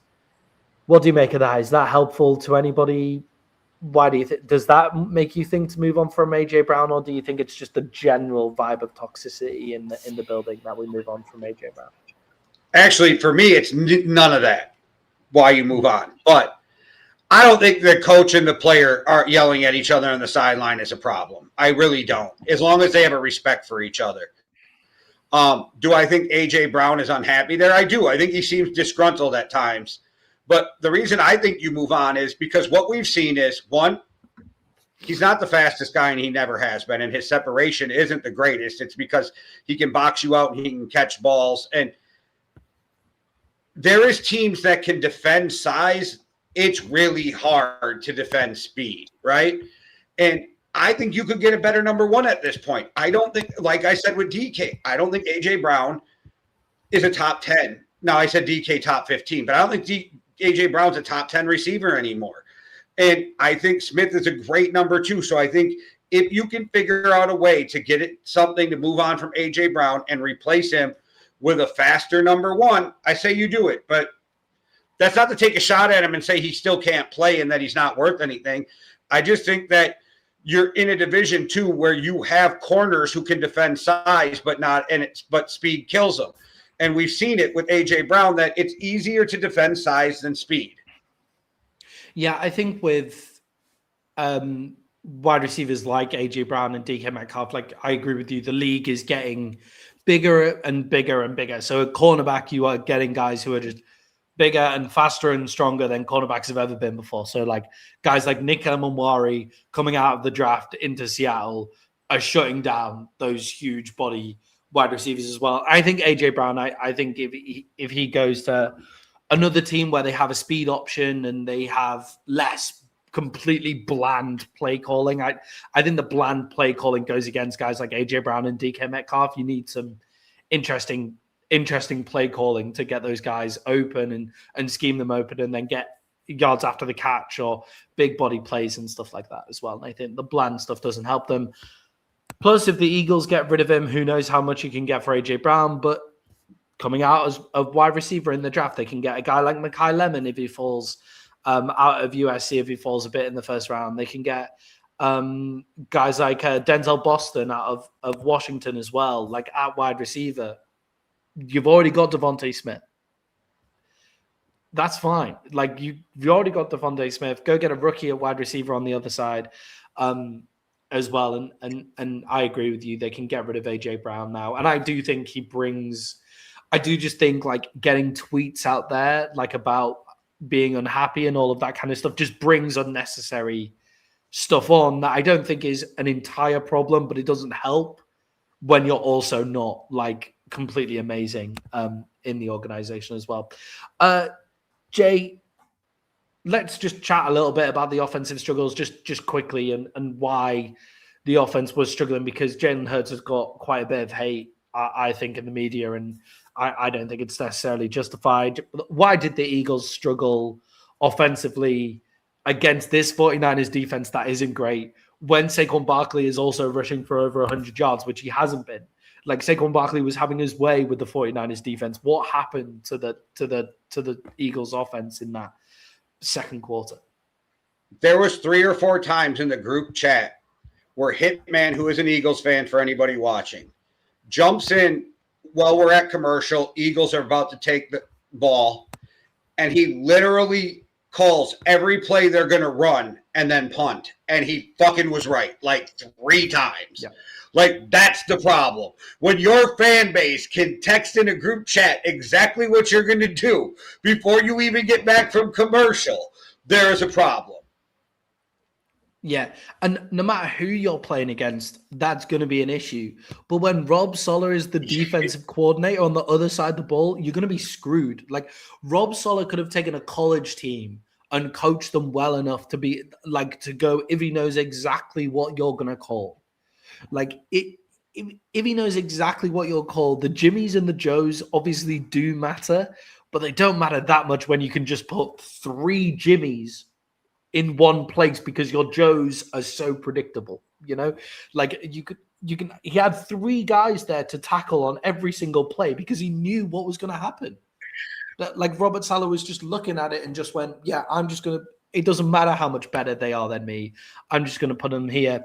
And Jay, I thought, to be honest, I was watching it, and as I was watching Saquon Barkley like take chunk after chunk after chunk out, I was just like, just run the fucking ball. Like, get Saquon Barkley 200 yards because your pass it's the first time you've had a run game this season, and your pass game offense is staler than a piece of bread that's been left out for like 20 days back to back to back. It's just a completely stale passing game. And I'm very glad for Philadelphia Eagles fans that they've sacked their offensive coordinator, because that was horrific. 100% of the reason why the Eagles lost is because the San Francisco 49ers coaches were light years better. Yeah, 100%. And Jay, it's even more astonishing that they managed to lose that game when the 49ers only scored 23 points, one of the better offenses in the NFL. Jay, they only scored 23 points, because Brock Purdy had a really lackluster performance in this one. Those interceptions that he was throwing, he was trying to give the Eagles the game. Jay, how did the 49ers manage to overcome Brock Purdy in this one? The Eagles coaching staff. I mean, we just talked about it. Like, that's literally how they overcame it, because if the Eagles would have came out and played any type of offense in this game where they were even a little bit unpredictable, it would have caused all kinds of problems for a defense that has so many injuries, that is lacking what we've seen in the years past.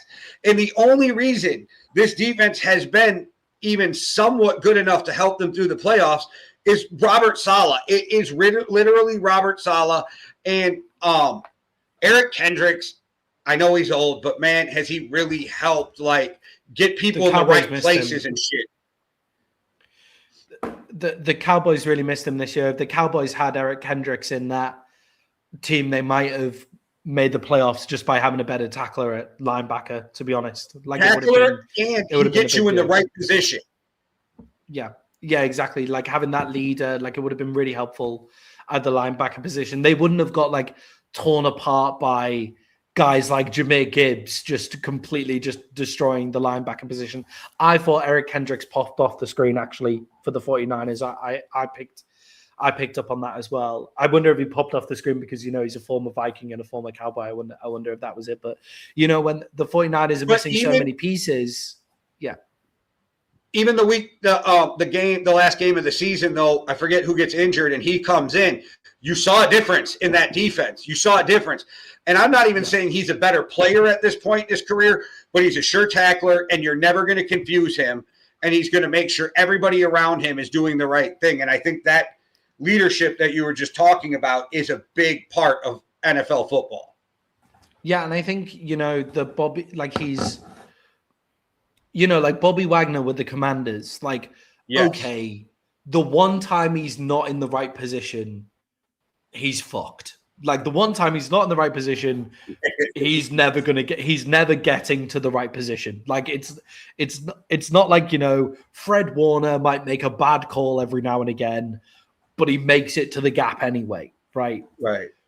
Bobby Wagner, Eric Kendricks, if they're not in the right position, that's the end of the play. There's going to be a huge hole somewhere. But the point is, they're in the right position 95% of the time. And when they're in the right position, they make the correct decision when they're in the position. Eric Kendricks doesn't miss tackles. Missing tackles is one of the, I think, the best tackling teams are the best defensive teams, in my opinion. When you watch the Seattle Seahawks, they don't miss a tackle. Because missing tackles is actually one of the biggest killers that I think people don't talk about, because there is the case that NFL players are the biggest experts at breaking tackles as well. Sometimes when you watch how these guys break tackles, it is incredible as well. But missed tackles kill your defense because your coach can get you in the right position. Eric Kendricks, Bobby Wagner make those correct decisions as well. So I think Eric Kendricks popped off the screen, coach on the field, and I think Rob Saleh puts them in those positions. But Jay, with Brock Purdy playing like that, are you now worried for the San Francisco 49ers? Are they actually a legit Super Bowl contender? Brock Purdy's another guy who's streaky, right? Because he can come out the next week and play on fire. We watched him on a 3-game stretch where we're like, yep, worth every penny of that $50 million. You know what I mean? And so when Brock Purdy's on, but this team always is going to go as Christian McCaffrey goes, and the bend don't break type of defense Rob Saleh plays. But Rob Saleh has to play that bend don't break because of the players he's got right now, right? Like, so you got, once you get down to the 30, that field gets a lot smaller, so you can scheme better. It makes it easier, less area to cover for the defense. That's why a lot of teams struggle in the red zone, because it's so compressed.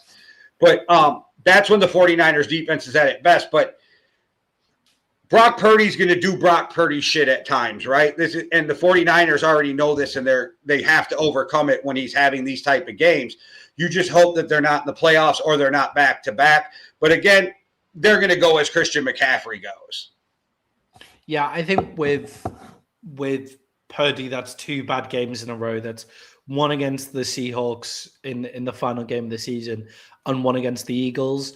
That's 2 good defenses that he's come up against there, where he's then struggled against 2 great defenses. So I do worry about that. And the Eagles were managed to kind of like shut Christian McCaffrey off as much as you managed to shut Christian McCaffrey off. But when you have Kyle Shanahan and you have Robert Saleh as your coaching staff, you're legit Super Bowl contenders as long as you have enough talent, right? So Kyle Shanahan notices that Brock Purdy's struggling, knows they just need a bit of offense because the Eagles' offense aren't moving the ball whatsoever.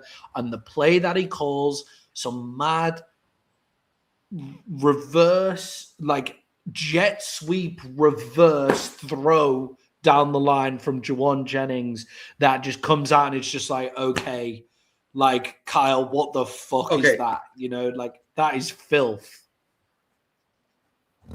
I have to say, they're giving Jawan Jennings love for that throw. And for a receiver, yes, good throw. But if that's not Christian McCaffrey, that's probably not a completion. Yeah, another key part of drawing up that play from Kyle Shanahan being a fucking amazing coach is that it's Christian McCaffrey somehow fucking wide open to catch the ball because you're doing a jet sweep reverse throw from the wide receiver. So obviously your running back is going to somehow sneak out in that chaos that happens in there. And it is getting Christian McCaffrey open in that one. So when you have a coaching genius like that from Kyle Shanahan, when you have a running back like Christian McCaffrey to make the plays, when you have a defensive coordinating genius like Robert Saleh, who, if Robert Saleh doesn't have a job in the NFL next year as a head coach, I think that'll be horrific. I think the Jets have got drastically, the Jets have got drastically worse since Robert Saleh left. Like, it's become clear that Robert Saleh wasn't the problem. Like, remember how good that Jets defense was when Robert Saleh was the head coach? Like, how feisty the Jets were, and everybody was just saying, you know, like, they've got the feisty defense, they've got all these plays on defense. If they could just get going on offense, and Robert Saleh isn't the guy that allows them to do that. And it's like, oh, well, actually, if you take Robert Saleh out of the defense, it's now one of the worst defenses in the NFL. They've just been the first team ever to record a season without getting interceptions. So, you know, Robert Saleh is going to be a head coach next year as well. So I think the 49ers are legit Super Bowl contenders still just because of their coaching staff. Jay, the New York Patriots went up against the Los Angeles Chargers. And Jay, why can't Justin Herbert deliver in the playoffs? It's time to give Justin Herbert some hate for not being able to deliver. I have been waiting to say this since the game. Drake May is what they all thought Justin Herbert was going to be. Drake May is what they thought Justin Herbert was going to be. That's what it is. Justin Herbert gets a pass every time. I think we have to start questioning, is Justin Herbert a bust? Is he? Because I don't see him making that team better. And how is a guy that's that fucking talented, and yeah, he is super talented, how is he not making that team that much better where we question it? But again, I don't want to crush him too bad after I just said that, because for the Chargers, this was a win for the season. They are definitely in a rebuild and still made it to the playoffs and played tough. I still question Justin Herbert. Me saying that does not mean I don't think he has the talent to be great, because I do, and that's why he pisses me off. If I didn't think he was talented enough, I would have just already, washed my hands and not gave a shit. But he pisses me off because I see all this talent, but it's not translating to the field. Yeah, when you look at Justin Herbert's career numbers, like, they are very good. Like, Justin Herbert over the entirety of his career, he's just thrown for nearly 4,000 yards in a team where, both tackles have been missing and stuff. And Jim Harbaugh likes to throw the ball a lot. When you look over his career stats, it's very good, but he doesn't have playoff wins. Like he's yet. Did they win So last year? why is it that beat the Kirk Jets? Cousins got killed for the same thing, Exactly. but Justin Herbert doesn't? And Kirk Cousins was a 4th-round pick, and Justin Herbert was what, the 5th overall pick or whatever the fuck it was? 4th? 6th, was it after 2? Was it 2 or all? Here I he is. thought He's Herbert the went 6th and then pick. Tua went after, but I could be wrong. He's the 6th pick in the 2020 draft. Oh, the Dolphins. And The Dolphins took Tua over Herbert at 5. the Dolphins took my Tua God. over Herbert. Yeah, the Dolphins took Tua over Herbert. Oh, yeah, that's ouch. that's Okay. The reason why Justin Herbert doesn't get the same amount of hate that Kirk Cousins get, it's because Justin Herbert is 6'4" and has blonde hair. That's why. But you know, it's with Justin Herbert. I believe that Justin Herbert is a very good quarterback. I don't believe that Justin Herbert is a very good quarterback in the Chargers anymore, because we've just seen it over and over again. And I'm now, no matter what offensive line you put out there, 3 points is not good enough in a playoff game. Only scoring 3 points in a playoff game is just simply not good enough. Like, whatever offensive line that you put out there, because even the guys that your backup tackles, they're NFL players, man. Like, they're not like bums that you've just picked up off the street. They're the backup tackles in the NFL. Actually, the left tackle, I forget his name. The left tackle got the highest PFF grade in the game for the Chargers. Oh no, sorry. On the offensive side of the ball.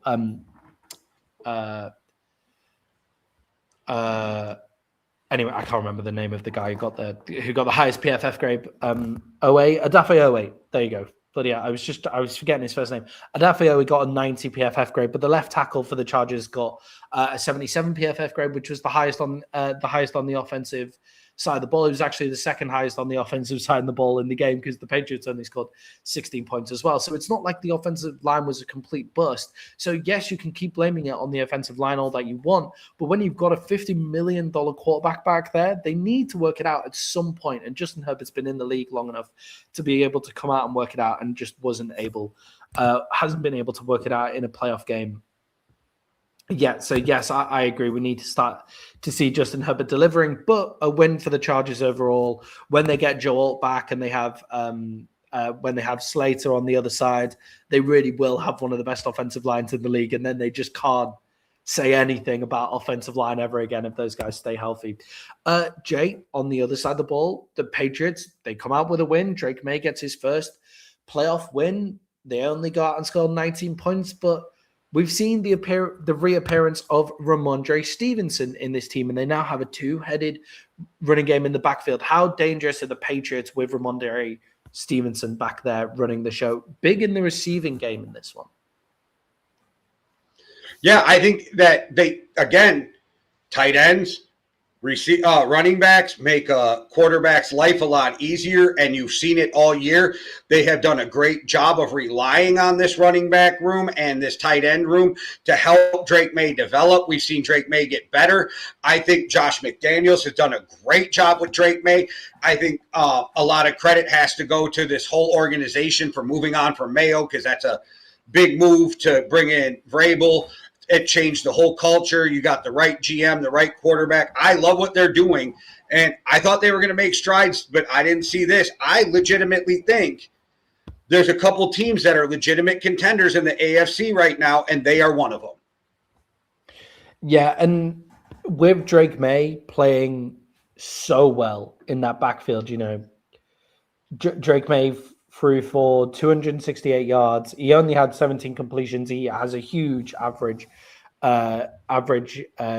depth of completion, but he also had 10 carries for 66 yards as well. So he had over, like 330 total yards as well in the game. So even though it was low scoring, I thought Drake May had a great game in this one against the Chargers defense that actually is very good, and people don't really give them the credit that they deserve. The Chargers defense is good, solid defense as well. So I think the Patriots can continue to be dangerous. But Jay, the unsung hero of the New England Patriots for me is the run defense. How important is that run defense for this team when you looked at what they were able to do against the Los Angeles Chargers?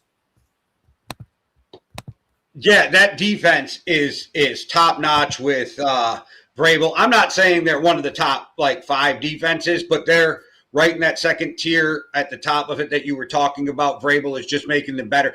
Milton Williams showed why they fucking paid him coming back. I mean, he blew that game up at the end. This defense is really tough, and it's a Vrabel type defense. They're going to smack you in the mouth. They're going to play you tough. They're going to line up, get in your face, bump you off the line. I really like this defense, and they're one of the reasons why I think that they can make it, because they're a very well-rounded team. They don't have one side of the ball that just carries them. Yeah, Milton Williams, 2 tackles, 1 assisted tackle, 2 sacks in the game as well. Yeah, always helpful when you have the best corner in the league in Christian Gonzalez, right? But Milton Williams, 2 tackles, 1 assist, 2 sacks as well, plugs the hole in the middle, and they managed to hold this Chargers team that are really heavy in the run to only 87 yards in the game as well, and they're a really heavy run team, the Chargers as well. So unsung hero, the Patriots run defense. Jay, the Pittsburgh Steelers finished off Wildcard weekend with the Houston Texans in the biggest points difference in the NFL Wildcard weekend. Jay, why was the Pittsburgh Steelers offense so pitiful? Because they're not talented. I mean, they're really just not talented, and that's what it is. Aaron Rodgers, you can tell, is getting older. I'm not saying he can't play, but he's not Aaron Rodgers he was in those MVP seasons. DK Metcalf coming back off suspension, didn't come out and should have played with his hair on fire. Calvin Austin is a solid player. Don't get me wrong. But if Calvin Austin's your number 2, you kind of have questions, right? And I like Freiermuth. They don't seem to use him enough sometimes. And then they don't like Freiermuth, right? That's what doesn't get me. Freiermuth is clearly their best tight end. Every time he's on, he makes plays. And also, Freiermuth gets the crowd G'd up when he makes catches. And the crowd is a really important thing to bring into it as well. So I don't understand that. But yeah, sorry, Carrie. Well, no, and I want to tell Paul, I see your comments in the chat, but they're not. Oh, they're coming through now. I'll put them on the screen. I just wanted to let them know they weren't coming through, and I seen them. But Uncle Rico, Rodgers is cooked. Oh my gosh, the Uncle Rico. All right, I love it. Yeah, and I mean, when Adam Thielen's playing as your third receiver, and I love me some Adam Thielen, there's a problem. They're old. Their defense isn't very good. I don't know. I think this is almost a total rebuild for the Steelers. If it wasn't T.J. Watt, I would say trade him, but you don't trade away the guy that means that much to your franchise unless he wants to go, right? If he wants to stay through your rebuild, you keep TJ. But I don't think I give them credit for making moves and going to get DK. I think it was the wrong move, but I give them credit for going outside of their norm and trying something. And I think they knew if it didn't work, it was a total rebuild anyway. I don't know where they go from here, though. We talked about it earlier. I mean, is Will Howard your next quarterback? I don't know. Yeah, I think with the Pittsburgh Steelers, I think their offensive talent needs someone who would go in there and come up with a really creative game plan for the talent that they actually have available. Like Calvin Austin, really fast wide receiver, stretches the field. Well, they don't seem to use his speed. Pat Freiermuth is a really interesting tight end, I think, because he's a blocking tight end with amazing hands. So you can sneak him out into cool blocking patterns that you then sneak him out and he'll make good catches. DK Metcalf, like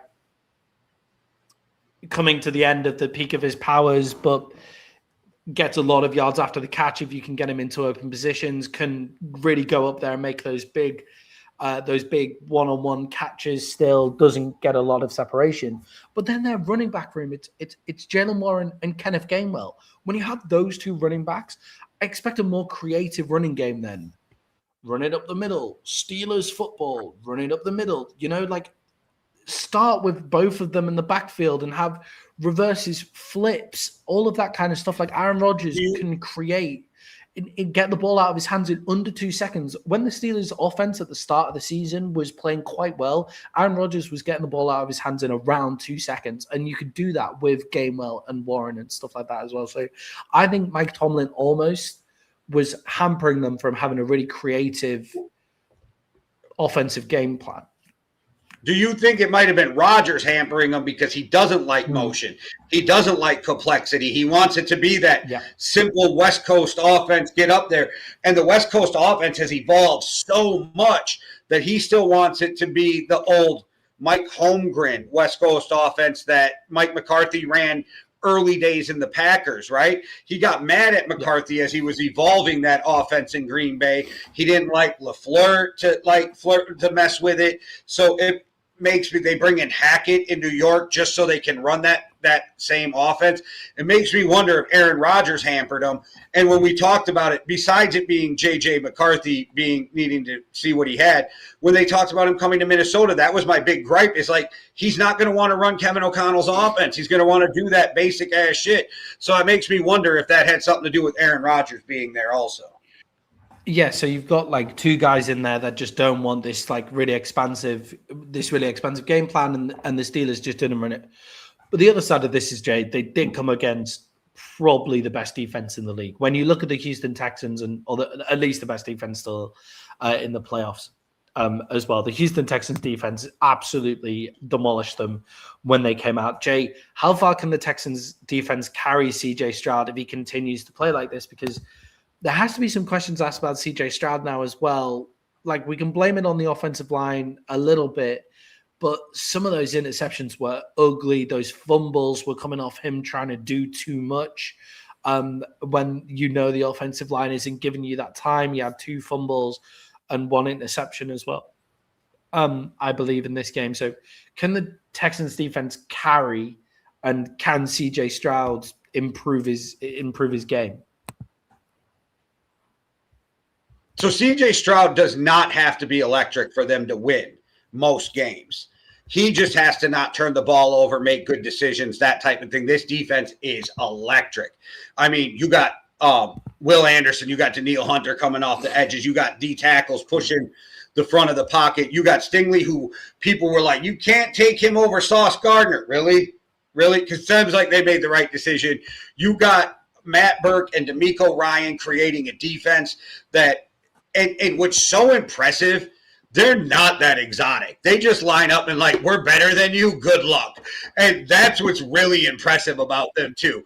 And so I think that they can survive on defense without Stroud playing great, but you can't have turnovers. And in this next game, you need something out of CJ. This ain't a regular season game. So that's where I'm at with CJ Stroud. Most of the time you can win if he doesn't turn the ball over. I think you need something more out of him in the playoffs.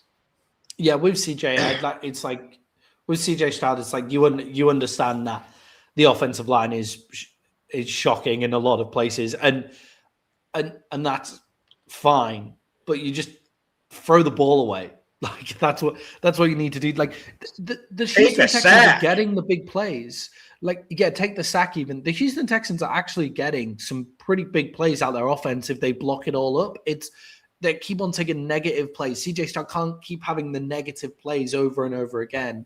And turnovers are killer when your defense is really just taking over as well. So I think the Texans are playing with house money, to be honest. I don't think when people saw their offensive line coming into the season, I definitely didn't think they'd be here going into the divisional round with the offensive line that they started this season with, and with CJ Stroud getting injured at the start of the season as well. So I think they're probably playing with house money, although they do have one of the best defenses, and when defense wins championships.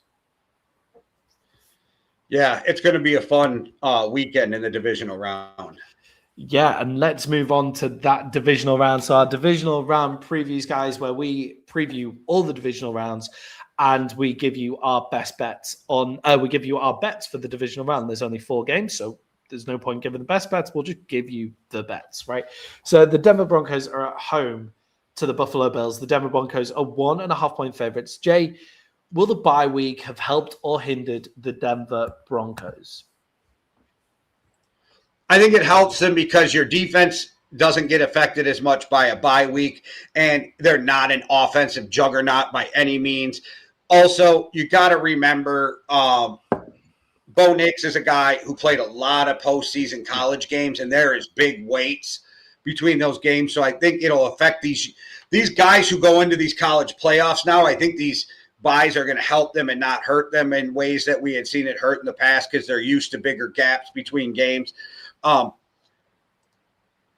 For me, I think that the bigger question is it going to affect the offense? Because for the Denver Broncos, if it affects the offense, that's when it becomes a problem. I don't think it'll affect this defense.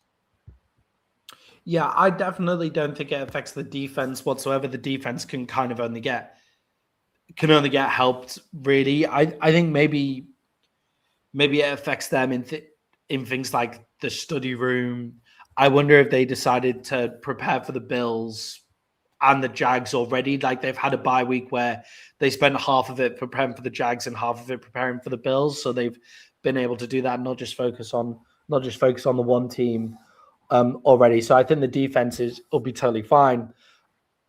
I don't worry about Bo Nix either coming out or really the offense coming out. I think Sean Payton has played in loads of these playoff games, so we'll have them ready and firing. Bo Nix, as we were talking about earlier in the podcast, these quarterbacks from college who are coming out with loads of games under their belt, they're pretty great pros now, especially going into their second year of NFL football. I don't think Bo Nix will be found out by that. But Jay, the problem with the Denver Broncos all season is they've been starting really slow and they've relied on the fourth quarter. So can they, with the bye week, be able to start quickly? What do you think? Do you think we'll see a quick start in Denver Broncos and not have to rely on the fourth quarter? Because, Jay, if it's going down to Bo Nix versus Josh Allen in the fourth quarter, look, fourth quarter Bo Nix is amazing, but fourth quarter Josh Allen is unbelievable. And that's where we go with this for me, okay? I don't think they start off smart or quick. I think that they play football the way they play football, smart, conservative, try to play field position. I think it bites them in this game. I think you see the Bills get off to a quick start, and I think that's why you see the Bills had control of this game. But I do think that the Denver defense is good enough to keep it close enough to where it comes down to the fourth quarter. And when it comes down to the fourth quarter, it is Josh Allen time in the fourth quarter. And I'm just going to say it. We see the skull curse. Sean Payton goes down. Buffalo Bills move on. The skull curse strikes Sean Payton again. Yeah, oh God, I don't know where I'm going with this one. I really don't. Just remember, they lost the miracle after he did that in Minnesota. They lost the play where the Rams just blow the receiver up and there's no pass interference called for the Rams to go to the Super Bowl. You got all the bad shit that's happened to Sean Payton since then. That's not a coincidence. That's the skull curse. That's what happens when you become a smartass in Minnesota and you try to scold the Vikings, and then it bites you in the ass and you're stuck with the skull curse. It's just like the Babe Ruth curse, the Bambino curse for the Red Sox. It took them over 100 years to fix it. Yeah. Jay, I'm going to say, I don't know what to say to that. Jay, I'm going to say that Broncos home field advantage. I would say the Denver Broncos are one of the teams that benefit the most from home field advantage in the NFL. The Chicago Bears are another team that benefits hugely from home field advantage, like we've seen it already. Seattle, because of how far teams have to travel to get to Seattle, benefit from home field advantage in the 12th man. But the Denver Broncos were playing a mile high. They're used to playing up there. Always gives them the edge. Also, I think Sean Payton is going to know where to attack this Buffalo Bills defense. This Buffalo Bills defense is not good. It is not a good defense. And I think he'll have them ready to attack that defense and get behind that run game and get behind that great offensive line as well. I think this defense is going to show out, maybe be able to bottle up Josh Allen as well, to the ability that you can bottle up Josh Allen, at least bottle up the run game and make him go super Josh Allen. Jay, give me the Broncos as 1.5 point favorites in this one. But I'm not confident in it. I'm not confident in that one whatsoever. Jay, this you go back to the history of the show. I am kind of ass in the wild card round, but I nailed the divisional round. So I'm kind of hoping you're wrong. Jay, you went 3-3 in the wild card round. I went 4-2 last week. I would say that's fine. That's fine. You need to see how everybody's getting into the playoffs. You need to feel that water, and then you make it on the divisional round. Jay, the Seattle Seahawks are the number 1 seed from the NFC, go up against the San Francisco 49ers. Jay, the bye for Seattle, I also think will be helpful as well. Where can San Francisco attack the Seattle Seahawks defense? Because their defense is stellar as well. So where's Kyle Shanahan going to look to attack? Well, I think the bye is a hindrance. If you look at Sam Darnold after buys, he's complete ass through his career. So I think that's a problem going in. I think Kyle Shanahan attacks this defense through Christian McCaffrey, because that's what you do. But I also think that he does enough motion and trickery where his offense is predicated on making simple things look difficult for the defense. So he makes it simple on his offense, but he makes it confusing and difficult on the defense. I think that's where they get it. But both of these teams know each other so well because they're divisional opponents, that this is one of those games where, there's not a ton of ways you're going to trick teams anymore, and they know each other. They're going to just line up, and I don't think anybody's going to be shocked, and I think we're going to have a really close game down to the end of this game. Yeah, Jake, they just played each other. They played each other week 18, and the Seattle Seahawks won that game. I think it was 30 points to 3. They absolutely put the beat down on the 49ers. They split this year. Yeah, they split this year. They split this year, but the last time they played was week 18 in Seattle in a win and into the number 1 seed, in and win the division game as well. So how much do you think those games that they played against each other, where San Francisco won the first one, the Seahawks won the one in week 18, the most recent one, how much of an effect do you think they have on this game? None. It's like the Packers and the Bears. They played each other 3 weeks, the 3-week span in between or something, right? I don't think you play each other so much that I don't think you have anything residual from the last game. I don't think you carry things over from divisional teams. Like you win and lose divisional games all the time. So I think that this is one of those games scared of the other one because they know them so well, and then they just go out there and they play football like we watched with the Packers and the Bears, and I think it's going to be a really close game. And with that said, I have no idea who's going to win this game, but I'm taking the 49ers in the 7 because I think it will come down to the end of the fourth quarter, which makes me more comfortable with 7 points. Yeah, just to really put that into kind of the ether as well, because I agree with you. I'm going to take the 49ers plus 7, but I think the Seahawks are going to win. Is the last time they played, it was 13 points to 3. And it looked like the whole time that Seattle dominated that game, that week 18 game that they played, they absolutely dominated them.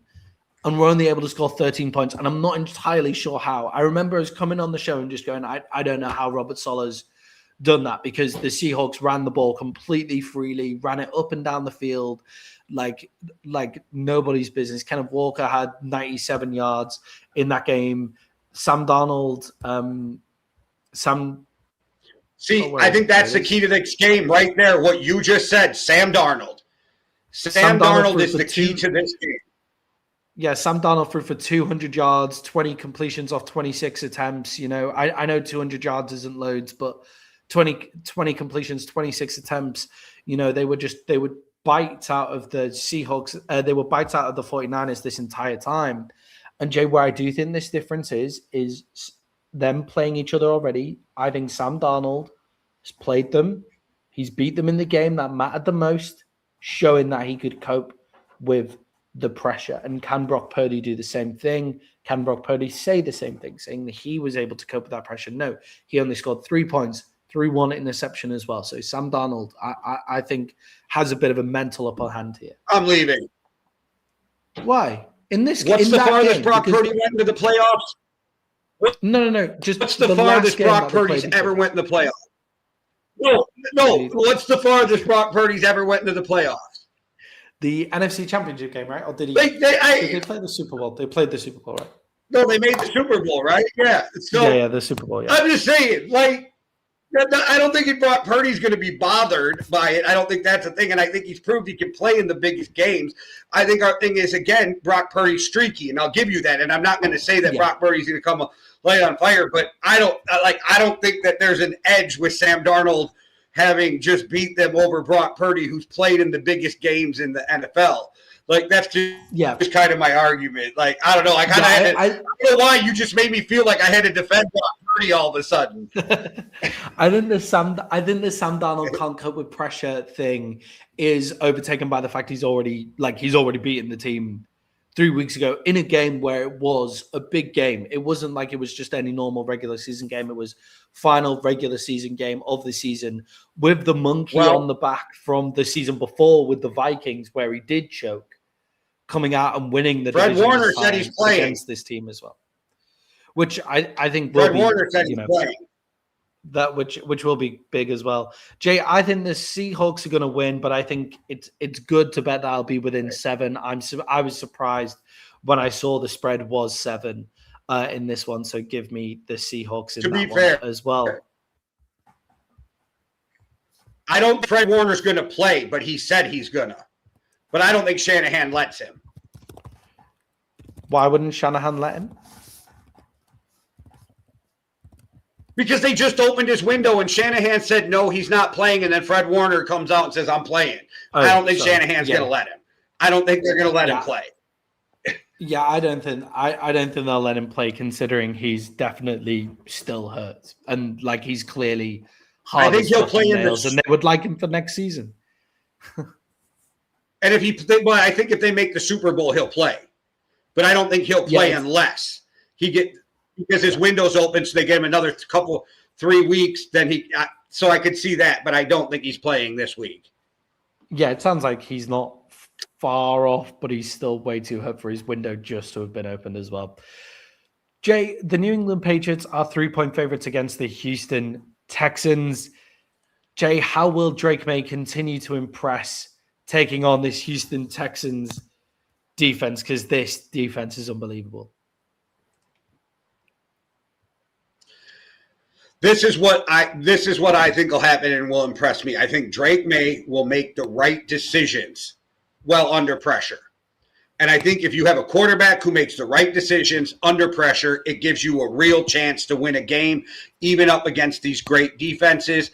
And I think one of Drake May's many superpowers is that he has a real feel for the game and he doesn't make a lot of bad decisions. Yeah, and I think that's the key to winning this game, right? I think what Vrabel will be instilling in him in this game, and Josh McDaniel will be like, look, man, like, you don't actually need to play crazy against this defense. You just don't turn the ball over. Don't give them the turnovers that they're so desperately coming after you for. We'll run the ball. We'll try and control the game, because on the other side of the ball, Jay, the Texans, they can't get a big passing game going. Christian Gonzalez will be able to shut down Nico Collins. And then they're going to struggle to get that run game going against the Patriots run defense that we've already spoke about on the show. And the thing that managed to carry the Texans to any semblance of of offense last week is they got two turnover touchdowns, where one of them was, by the way, we didn't talk about this, but that one where the D tackle just comes in, picks the ball off the floor and then runs it in. That's a complete lack of effort on the Steelers offensive line, like not turning around and jumping on the ball. The fact that a D tackle can just walk over and pick it up off the floor and run it in as well. But the Texans were able to get a semblance of offensive production out of their defense, which Drake May just can't allow them to do. And then they got 106 yards from Woody Marks as well on the ground, which I don't think the Patriots are going to allow them to do as well. So, Jay, I agree with you. Drake May just has to be careful with the ball in this one, and they'll come away with the win. All right, well, to make it easy on you, I am taking New England to cover the 3. Yeah, Jay, I'm also taking New England to cover the 3 in this one. And Jay, that moves us on to our final game. The Chicago Bears going up against the Los Angeles Rams. The Rams are 3.5-point favorites on the road here. Vegas clearly still loving the Rams. Jay, will the Rams look to spread the ball around early after a really slow start in their passing game last week, with Devontae Adams not really taking off in the passing game? They haven't had much semblance of a run game, and they're going to look to spread it against the Chicago Bears defense. I think their best chance of winning is trying to get a running game going. I think that would be their best chance of winning. I think Matthew Stafford's a guy that's always just going to look for the open receiver. Like, you know what I mean? Some quarterbacks are like, I got to get it to JJ McCarthy, or I got to get it to Justin Jefferson, or I got to get it to Chase, or I got to get it to whoever. I don't think that's Matt Stafford, and I think he's an elder statesman, and I think nobody's going to get on him for that. I don't think you have selfish receivers there, so I think he's the type of guy who's just going to move the ball around. I think the real key for them is they have to, even if they don't pick up a lot of yards, like you have to keep running the ball against this Bears defense. You can't just get into passing. This is a team that thrives on turnovers. Like, so you have to make sure that you protect the ball, you have the run. You don't want to give extra possessions to Caleb Williams and let him get hot as the game goes. So I think the most important part of this setup for the Rams is to run the ball. Plus, if you can run the ball and eat some clock, you can keep your terrible defense off the field. Yeah, and I think with the Bears as well, as you rightly say, they live off turnovers. And Matthew Stafford does have a tendency every now and again to try and fit a ball into where he shouldn't be trying to fit a ball into. You know, he does throw some turnovers. He threw an interception last week in the wildcard round against the Panthers as well. And you can't give the Bears those turnovers, because that's all their defense is really looking for. Their defense isn't massively great at actually stopping people from scoring. The way it stops you is by getting the ball off you. That's the way. That's the only way that they can actually stop people. The Chicago Bears. So I agree. I think you've got to get the run game going, but I think they might look to get the run game going by having that short passing game early, taking guys out the box, and then allowing that run game from that point. That's what I think they might look to do. The Bears have caused more fumbles off screens than any other team. That is a great stat. That's a good one. I'm not sure whether they come in punching the ball. Screen, but yeah. They hit that screen, the guy turns and takes 2 steps, and then bam, the ball's flying, and yeah. Yeah, I think that's another thing about missed tackles as well, that I've been watching like more stuff on missed tackles. It's like, yeah, okay, we miss a couple of tackles, but if we get one turnover from coming in and punching the ball, and that's why the tackle isn't as good, because the technique is to go high and punch the ball. So the tackle technique isn't low. So when you look at defensive guys, they're saying like, yeah, if we get that one turnover, then that makes up for 2 missed tackles or whatever. And it's an interesting theory. I don't know whether I necessarily agree, but if that's your defensive thing that you want to go do, is to go in and get those turnovers, that's what the Bears are looking for. So I think that's not a thing to do as well. Jay, will the Bears be ready from the first snap after their first experience of playoff football? You know, it was Ben Johnson's first experience of playoff football as a head coach. It was Caleb Williams' first experience of playoff football last week as well. Colston Loveland, Roma Dunze, Carmen Ungai. It was their first experiences of playoff football as for a lot of the organization for quite some time. Do you think they'll be ready after the high of last week?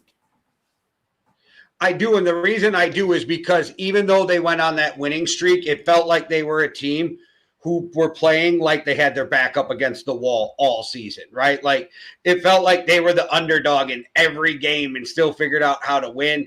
I think they're a gritty team. I actually really like the way they're built, sadly, because they're in my division. I hate that they're in my division. And I also think Ben Johnson's a guy who doesn't like, when it comes to the game, doesn't let his emotions get him until after the game is over for the most part. I think he made some dumb decisions, but I think he already had those decisions made before the game that he was going to be that aggressive. And I think he, like you said, he had a conversation with himself. So I don't think we'll see that happen again. I think he's a guy that's going to learn from it. And I think this team is really playing together as a team. And when you're really there for your teammates and you want to win for them, I think you have this extra motivation to not let them down. Yeah, and Jay, I also think that they're able to kind of scheme really well against this Rams defense. I think this Rams defense is actually a solid defense, but it's in a really bad slump here. And I think with the DBs and the way that they match up with Roma Dunze, DJ Moore, Colston Loveland, I think there's going to be a lot for Caleb. I think there's going to be a lot for Caleb Williams over the middle here, which is the place where he's the most accurate. Weirdly, it's the place where he's the most accurate after he rolls out the pocket. He's then really accurate over the middle rather than outside the numbers, which is really weird. But, you know, he can make those throws over the middle. And if he can do that consistently, if he can just put it on guys and get that completion percentage up, then I think that will be huge for them. And I think the Rams live off creating negative plays through Poona Ford, Jared Verse, Brandon Fisk. Caleb Williams doesn't actually give you negative plays in terms of sacks. Also, I want to bring this up because I feel like I'm talking you out of something here, but because I think I know where you're going to go. But 14 degrees at kickoff, which is negative 10 Celsius, with whipping winds through Soldier Field. LA's got to come and play in this cold. Ben Johnson's been making them practice in this cold for a month now.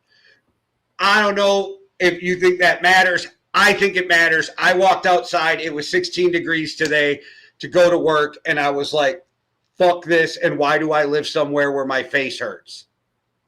It's the same for me as well. Like walking to go teach today, it was like minus 10 outside. I was like, this is horrific. This is very cold and it's very, very grey. But that whipping wind and stuff like that. Now the Rams having to come and play outside in that, fine.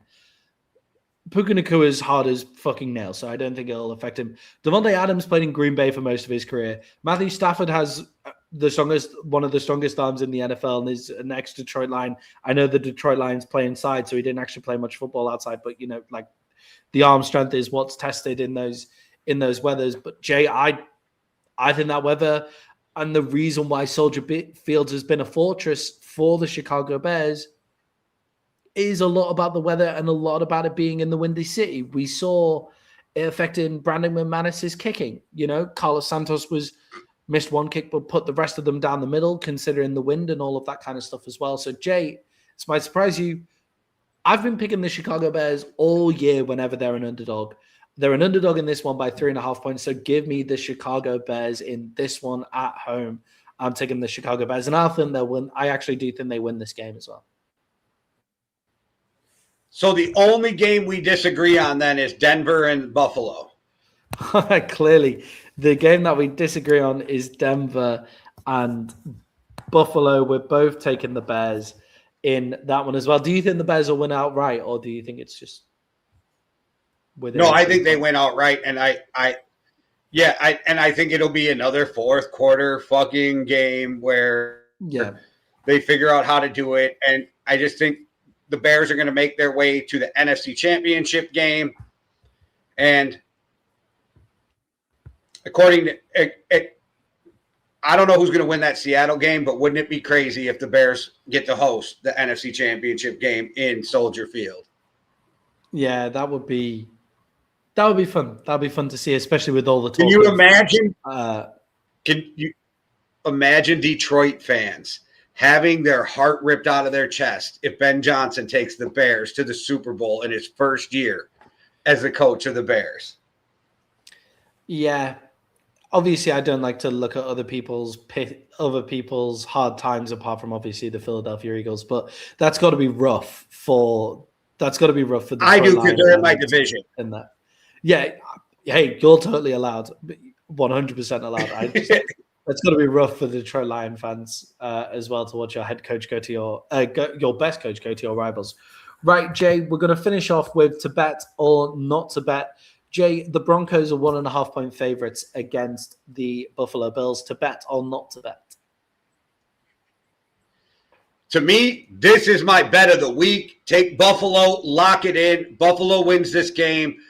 I think that's the safe for me. I don't know. We disagree on this one. To me, it feels like the safest bet of the weekend. Skull curse. All right.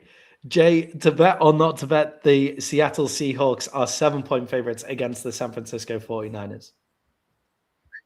I say to bet because I say you take the 49ers -7 and you'll cover, even though I don't know who I think is going to win this game. I think it comes down to one score. Last game was 7 points. I think you cover if you take the 7. Yeah, I think with a playoff game that it's, playoff game, divisional rivals, 7 points, a touchdown win feels like big money. Jay, the New England Patriots are 3 point favorites against the Houston Texans. Who you got? To bet or not to bet? Sorry. I do think that the Patriots will cover, but I'm not betting this. I'm not betting this because the Texans defense is nasty. Drake May's playoff rookie, even though he's got one game. I don't know. Anything could happen in this game. I'm not betting this.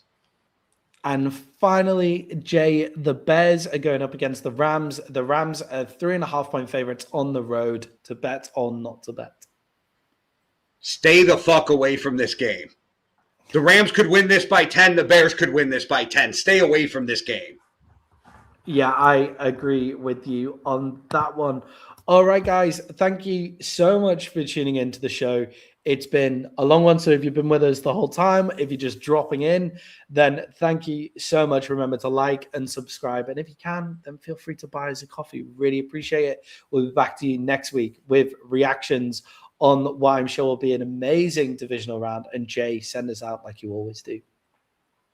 All right, everybody. Thanks for watching. We really appreciate it. We got 7 shows running, so just hit that notification button, hit the like and subscribe. Be a friend, tell a friend, share the content. One world, one love. Deuces.